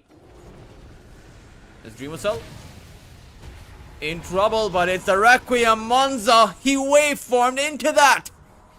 Did not expect that amount of damage to come out. He was not able to adapt to his adaptive strength as Simon takes out Leon towards that bot lane. And this entire lead, the entirety of it, like from the start, Komodo were outplaying Carstensz. But just these two mistakes they made, three actually, the three mistakes they made. Monza towards that top lane, Leon towards that bot lane, and the lost Rampage they gave to that Shadow Fiend. It is just... that has to hurt. That has to... the momentum loss, the sheer loss of morale that you must be facing right now.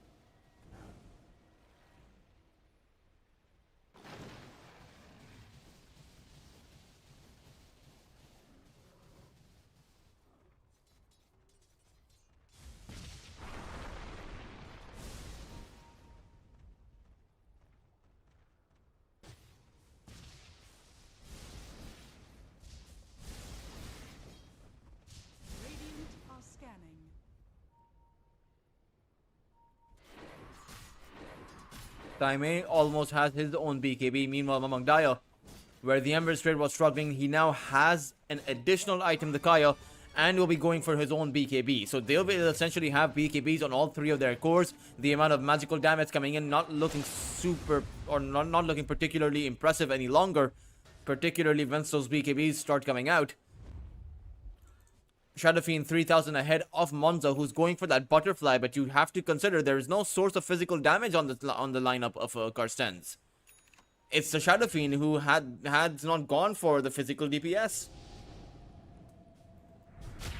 Phoenix, they'll actually use the Requiem for that, but I suppose it is worth it. 100 seconds is not that bad. Radiant's courier has been killed. Shadow Fiend continuing to farm level 21 up for him, so he has the +2 damage per soul. And you can tell that even though he didn't go for the physical DPS build, the Shadow Fiend, this is the reason why most pro players are going for this Yasha Kaya Blink Dagger build. Because when you hit your level 20, you still have that +319 damage kicking in. It's an arena towards that top lane, but Mamang Daya, he has started to outplay his opponents. The difference maker finally able to show up, and it has been a journey. It's the Tiny who is in trouble. Azor trying to help out his Tiny, but that might not be the right idea because Saime is waiting for the Berserker's call. Azor will go down, and where it was the Zeus who was doing incredibly well, now this Zeus looks paper thin.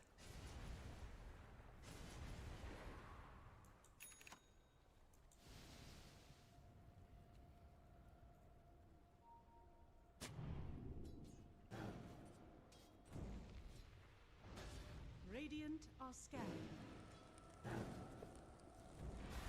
It's also Roshan. The first one was acquired by Komodo very easily. This one will be going the way of Carstensz, as now Dreamocell has that second life.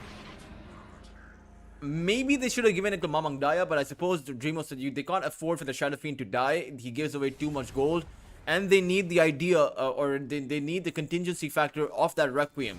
So even if you take the Shadow Fiend down once, you will have to expand that arena, a lot of your spells, maybe even the Egg and the Thunder God's Wrath. And at the end of the day, when you do take the Shadow Fiend down, you are going to have to scramble for that disengagement because you don't want the Shadow Fiend to come back up with his BKB and with the Requiem.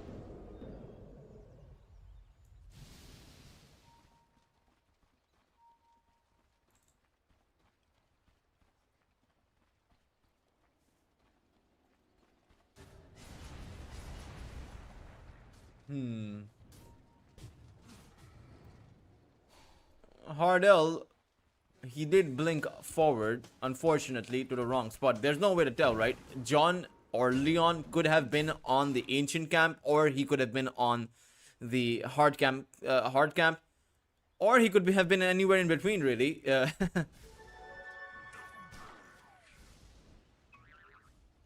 Azor needs to be super careful farming on the side. I do believe they caught a whiff of him, or at least they have an idea that someone must be in the jungle. I mean, someone must be on the map because they don't see anyone. Literally, they don't see a single hero. They will spot out the Phoenix momentarily, as I do believe they are waiting for the Tormentor that will spawn in about 20 seconds.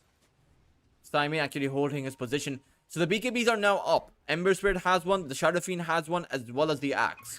Meanwhile, for the side of Komodo, Monza going for that BKB will have it in about 900 gold. Phoenix almost has that, or rather not almost, but is going towards that Hex as Kode does go down. Leon with the Yules, that's actually pretty good. It's Azor with the Sanjin Kaya, the Blink Dagger, and the Phylactery, and actually he's only about 1,000 gold away to 1,100 gold away from his Aghanim Scepter. So this is actually pretty darn good for the Zeus, as the second shard in the game goes towards Tsukimoto, another one of those useless shards. I mean, he's getting some spell amp, he's getting 4% spell amplification, but that's nothing.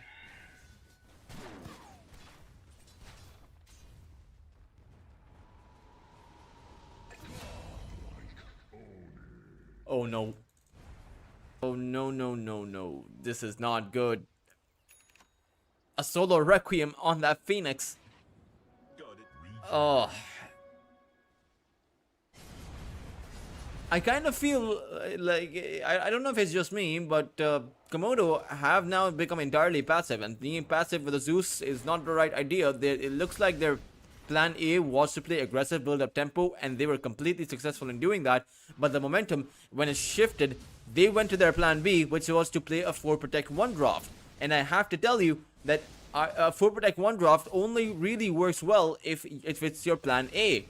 If you have to shift to a 4 Protect 1, that means you think you are in big trouble. And I would happen to agree with that assessment. They do seem to be in trouble. It's not just a 3,000 net worth disadvantage they have, it's the fact that they were 10,000 net worth ahead. With the 80% win probability, which has now completely shifted to a 55% win probability in favor of Carstensz. And with his Aegis on Dreamocell, it does seem like he should be able to take out these tier 2 towers, but they do want to take a fight at the same time.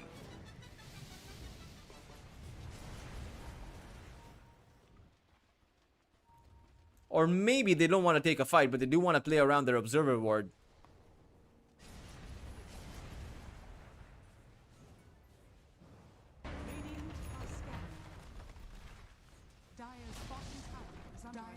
Has fallen.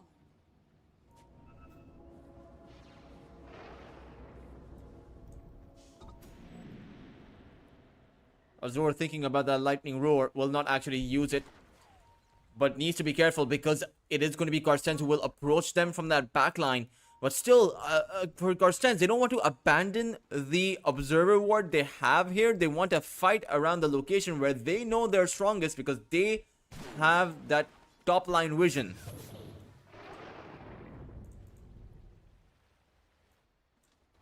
Radiant's courier has been killed.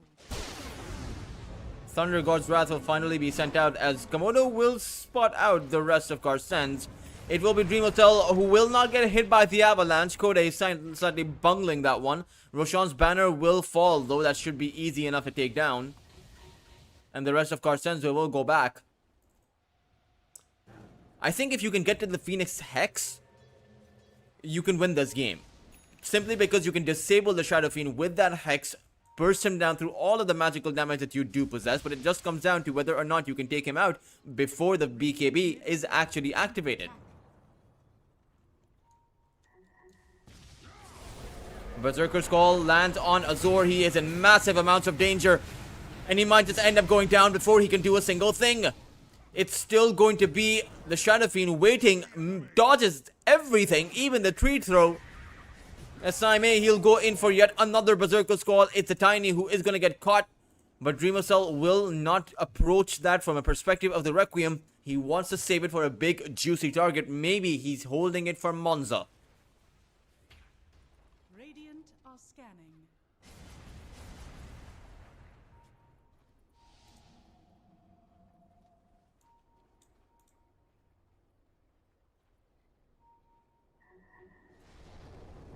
Dire's middle tower is under attack. There is an arena, but again, Dreamocell will actually dodge that spear. It will be the Phoenix who will fall towards the side. As of right now, Leon is scurrying away. Dire are scanning. But really, it's these objectives that are slowly being ripped apart. Torn apart, rather. As it's an 8,000 net worth advantage, and Leon, he seems to have walked right into that one. Does have that BKB, is going to go forward within the arena. Catches out Saime, Mamang Daya, as well as Amortha. They are also in trouble. Tsukimoto will go down, and Mamang Daya will just teleport back to safety. Abandons the axe in his position, and Saime, as well as Tsukimoto, will be the two casualties for Carstensz. Komodo will pick up yet another double kill for Azor. He's certainly getting a lot of streaks, the double kills, triple kills. Although, you know, the one person who did win the ultimate streak game is, of course, you all know it, it is Dreamocell, ending up with the Rampage. That is tough to beat. Radiant's middle tower is under In fact, you can't even beat it. You can equalize it. You can get a rampage yourself, but then you will be the second person to get a rampage. Radiant's middle Dreamer Cell's tower has record fallen. is, has been fully established.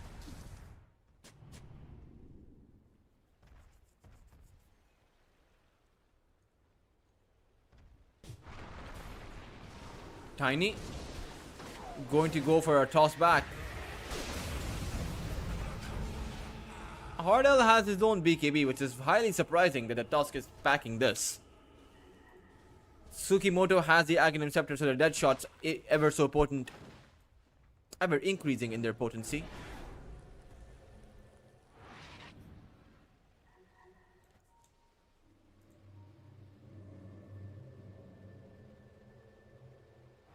Radiant's top tower is under attack. Like a deep in the sacred womb.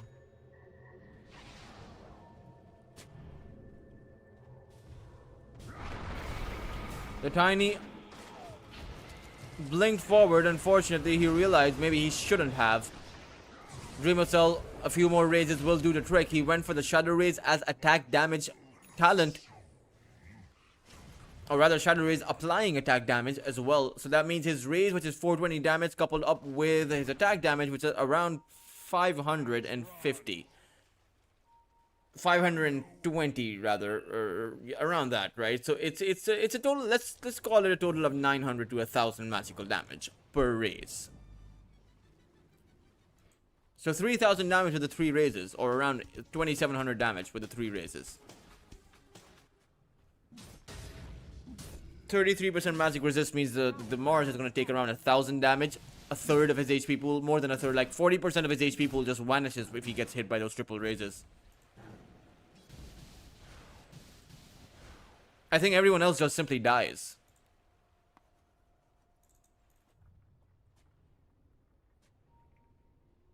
But the rest of their team do also have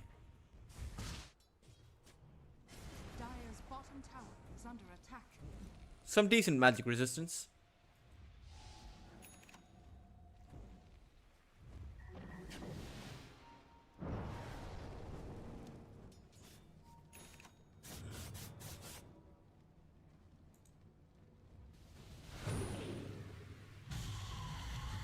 Does seem like a full-on fight. It's going to be Hardell and Azor who will spot out each other.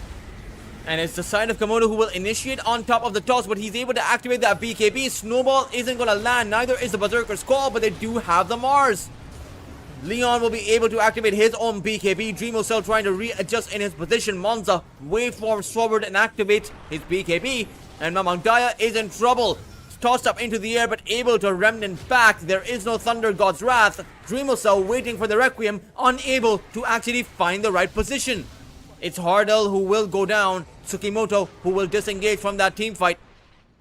And in the end, despite of all of the BKBs coming out, despite of all that pushback, Komodo only find the 1 kill.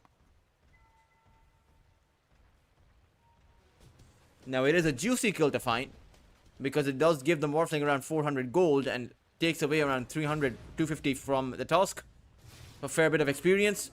Maybe the biggest prize is Roshan, but you have to be careful because you do know that Dreamo Cell has that Requiem still.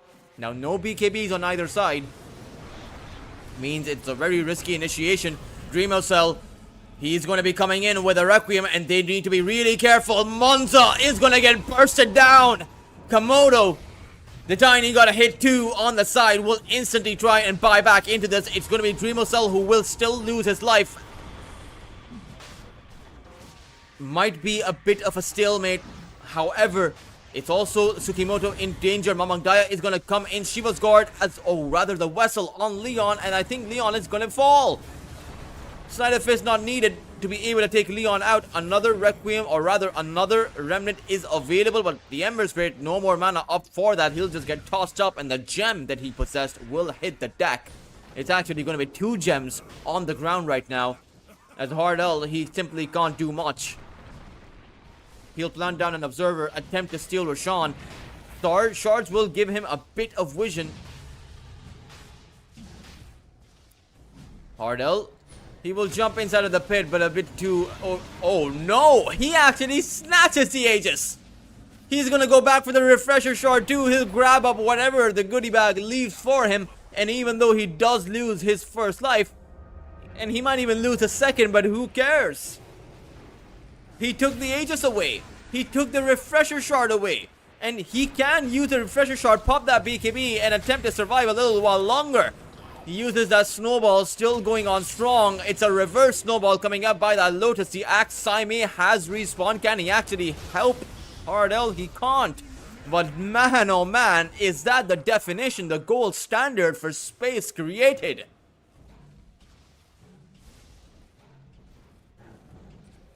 Hardell, oh man, that was, someone should clip that. That was...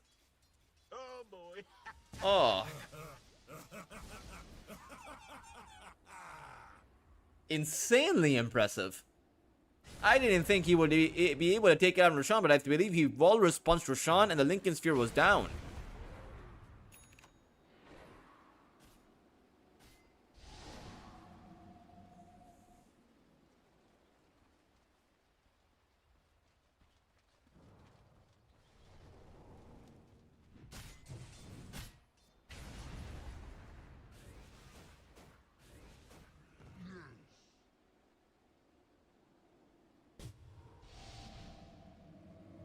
The big question is, they've gone all in towards this magical damage build, but there's no Aghanim Scepter. So I wonder if Dreamosel will ponder about that, will wonder where my Aghanims is. And maybe he should create it. They don't need the Aghanims to take out Monza, as Dreamosel has demonstrated, but the extra fear, we saw last fight, a lot of those Komodo players were very low on their HP. And the fact of the matter is, Monza comes in with the opposite kind of damage, right? Shadow Fiend, absurdly high magical damage. Monza has absurdly high physical damage. So any single time, all it really takes is one good arena, one good skewer on that Shadow Fiend or on that Ember Spirit, and Monza with this Daedalus will be able to wipe them out.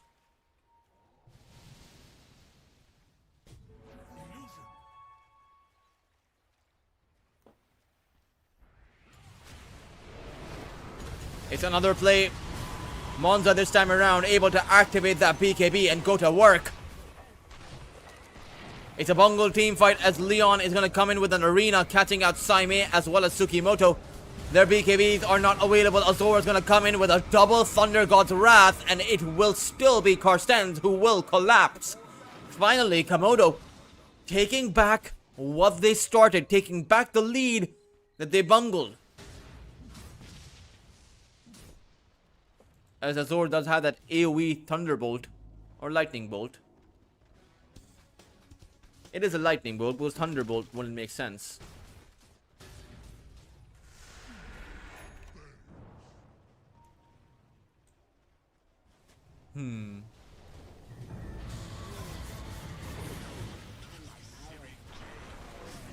Tiny.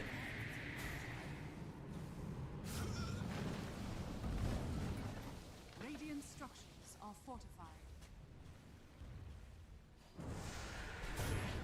Is going to go in.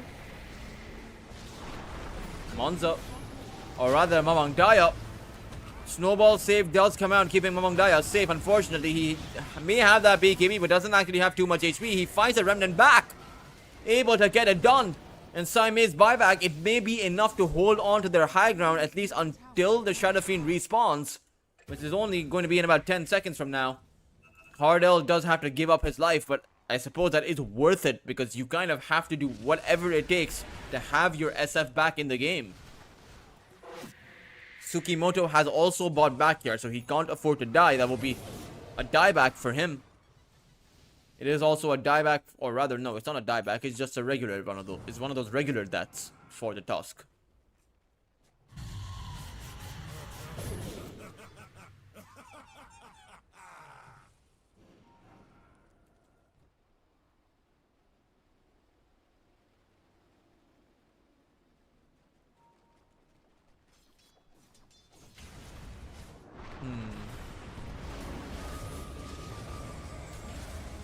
Leon able to take out Tsukimoto. Mamang Daya, Remnant's back.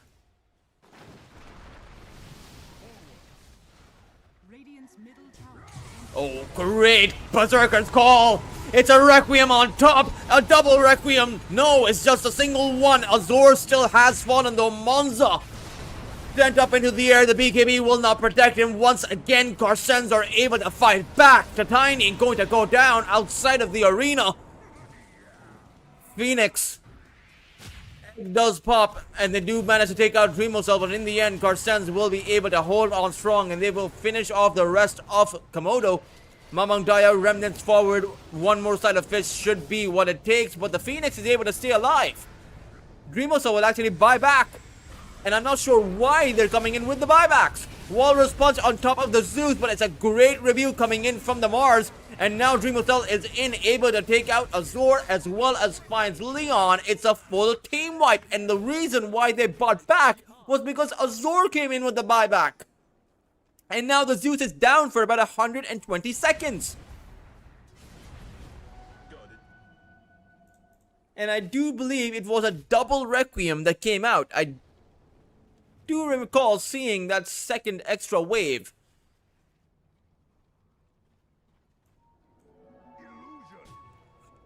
But in the moment where I checked the inventory, it seems like I lost my mind. 6,000 net worth swing. Again, an 8,000 lead now to a 2,000 to 3,000 advantage for the side of Carstensz. And they only get one chance at this, because you do have that Morphling respawning. Now, a lot of the buybacks from the side of Komodo, they are not available, but you cannot go for Mega Creeps right now. You kind of have to settle for the 2 lanes of barracks and then wait out the buybacks. Fortify is going to come out, and I have a feeling the melee barracks is going to fall just to the creeps itself. So they don't actually have too much time, but they still do have 50 seconds.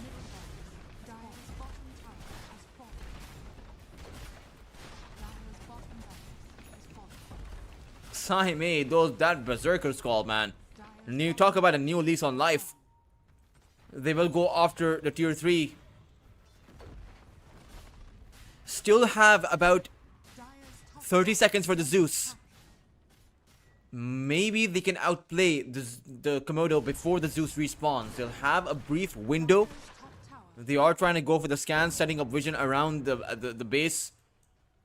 But for Komodo, they're so close to be able to come out with a game win and take this to a game number 3. So close to staying in the tournament. They have a fully farmed Morphling. They have the Refresher Mars. They have the Hex. Or rather, no, the Phoenix never went for the Hex. Never bought the item. He went for the Lotus Orb instead. But they have a Refresher Thunder God's Wrath. 2 ultimates from Azor. You can wipe out Carstensz if you can find the right opening. Oh no, Azor! He's gonna get bursted as well! Once again, down for about 100 seconds. The Saime are they're gonna go in towards the Morphling, who is taunted down, but the Yule's able to keep the Morphling safe. He has that snowball, but again, a second taunt coming in, and another Requiem on top of Monza. The Morphling is out of the fight. He does have a buyback and will have to come into this Dreamosel, though he cannot afford to fall. Monza knows what the target is. He wants to take out that Shadow Fiend, but Mamang Daya comes for the assistance. Able to provide some space for the Dreamosel to be able to make his way out, while Mamang Daya makes it out like a bandit too.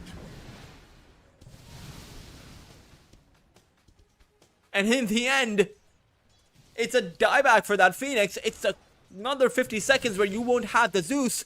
And it's Dreamosel, time and time again, able to come in with a perfect entry.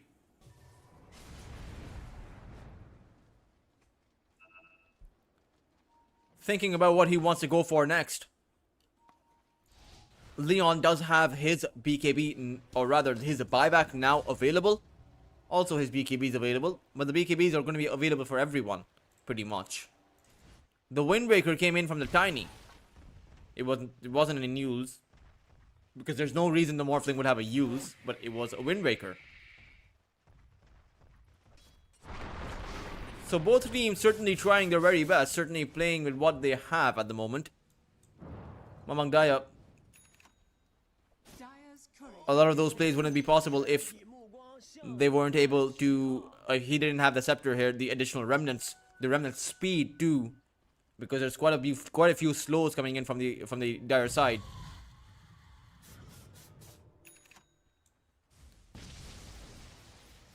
Aeon disc. It was the Mars's Aeon disc. I believe the range at which you can use the arena also increases. But again, both teams, they are respawning. They're waiting for Roshan on the side of Carstensz. It's a full duration respawn, unluckily for them. But they do kind of need that Aegis. Now the only thing is, Komodo, they know that there is no buyback. And the fact of the matter is, this game is at a point where whoever jumps in first comes out with the win.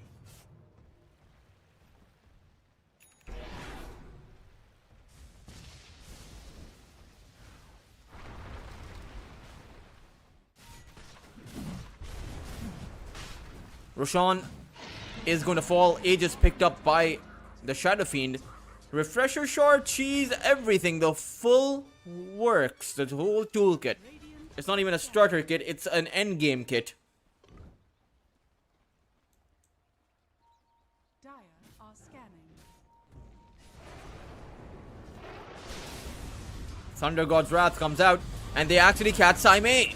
They start things off with an arena, another Thunder God's Wrath used, but it's towards the side. The fight is going on. Monza, his BKB, has now been used and it will wear off. But there is an amplified damage rune up for Monza. The only thing is, you need to be careful of Dreamocell, who can look for that Requiem. While Mamang Daya is building up space, it's a Tiny who will toss Mamang Daya back. But he's still going on strong. Phoenix, now losing his HP, has to pop that egg. It will provide that buffer, find some kind of a pushback. As Dreamocell, he's looking for that Requiem. It's a Berserker's Call that comes out. It's another Berserker's Call ready to upside by Saimei. Another Requiem coming out on Monza as he lost his life. They don't have a Morphling any longer. Hard L does go down, but in the end, the Komodo, they will have to ducktails and run back to their high ground. The Tiny will not be able to make it back alongside the rest of his team, though he will be picked apart. Or rather, he might be able to teleport out. He does! Komodo still have a shot at staying in this game as Azor and Mamang Daya still going at it against each other. These two, they're at each other's throats. Unfortunately for Azor, he's ventured a bit too far out, and I'm not sure he might be able to make it out of here. The Searing Chains lands on him, and the raise from Dreamocell able to take him out.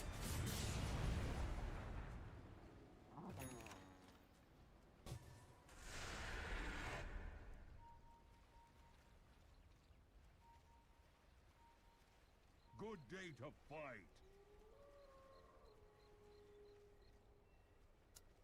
No Morphling, no Zeus for about 60 seconds.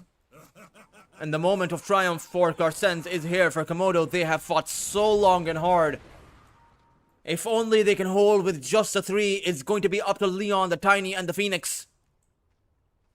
Radiant are scanning.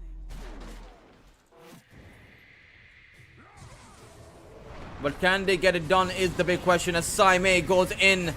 Dreamocell, no Requiem for now, but he will have it in about 10 seconds. Turns out he only needs to use his raises.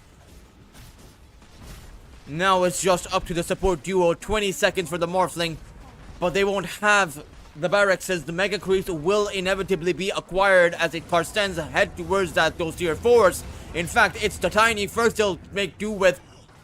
Only the Phoenix remaining, and the question is, the problem is, even if your Morphling, even if your carry respawns, he'll have to make his one last stand, and he'll have to do it alone as the Phoenix falls. Monza waiting for his Zeus, but the tier 4s, they've already been broken through. Too many creeps in the base. Throne exposed and vulnerable. Monza cannot get it done. It will be a good game. Well played call by the Tiny. It will be Carstensz Esports to come out as your victors in a 2-0 clean sweep against the side of Komodo. Although, as I say that, it did not look very clean. Komodo, they pushed back hard. They truly made Carstensz sweat, and I did think that Komodo would have probably been able to win. But that rampage coming out for Dreamocell, then Monza getting picked apart on that top lane, the Mars falling on that bot side, and just the team fights got more and more awkward as time went on. Saimei found the perfect Berserker's Calls. Dreamocell found the perfect Requiems, and at the end of the day, when you have these AoE disables and these huge AoE damage abilities and you're able to land them on the other side, or if you're the other team, if you get disabled by those Berserker's Calls, and if you get hit by those Requiems at such close range, you're never going to be able to win. For Komodo, this was I believe, the third series that they have lost out on.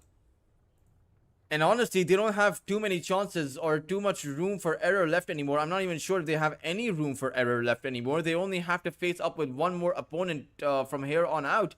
It is going to be against Yankon Galacticos. So that's probably the hardest opponent in the group, if I'm being honest. Komodo, now it will take a miracle for them to stay in the tournament.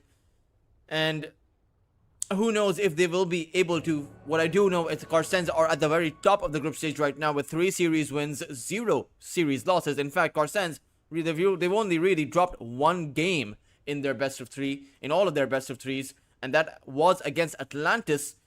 Speaking of Atlantis, they are about with 1 series wins and 2 series loss. But that's enough about Group A, guys, and that's enough for today too. We will be resuming with Lunar Snake Trophy tomorrow as Yasho, the former Mongol squad and a fan favorite of Crane Station. They are going to be coming back at it again against Veroja. Veroja, of course, an up-and-coming team. I say that, but Veroja have been here for quite a bit of time, but they've stuck around with the same lineup. Because I think, much like Reconics, in a full Indonesian squad that has finally made it to that big stage. They competed in Blast Slam. They were eliminated, but, the top 4 have essentially been decided at Blast Slam.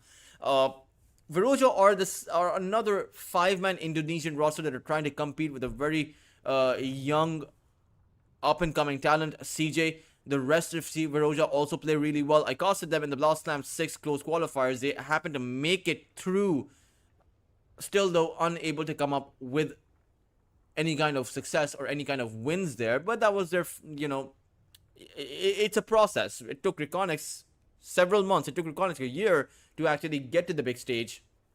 And I'm sure that a lot of these other teams can do it too. For now, guys, this is going to be it.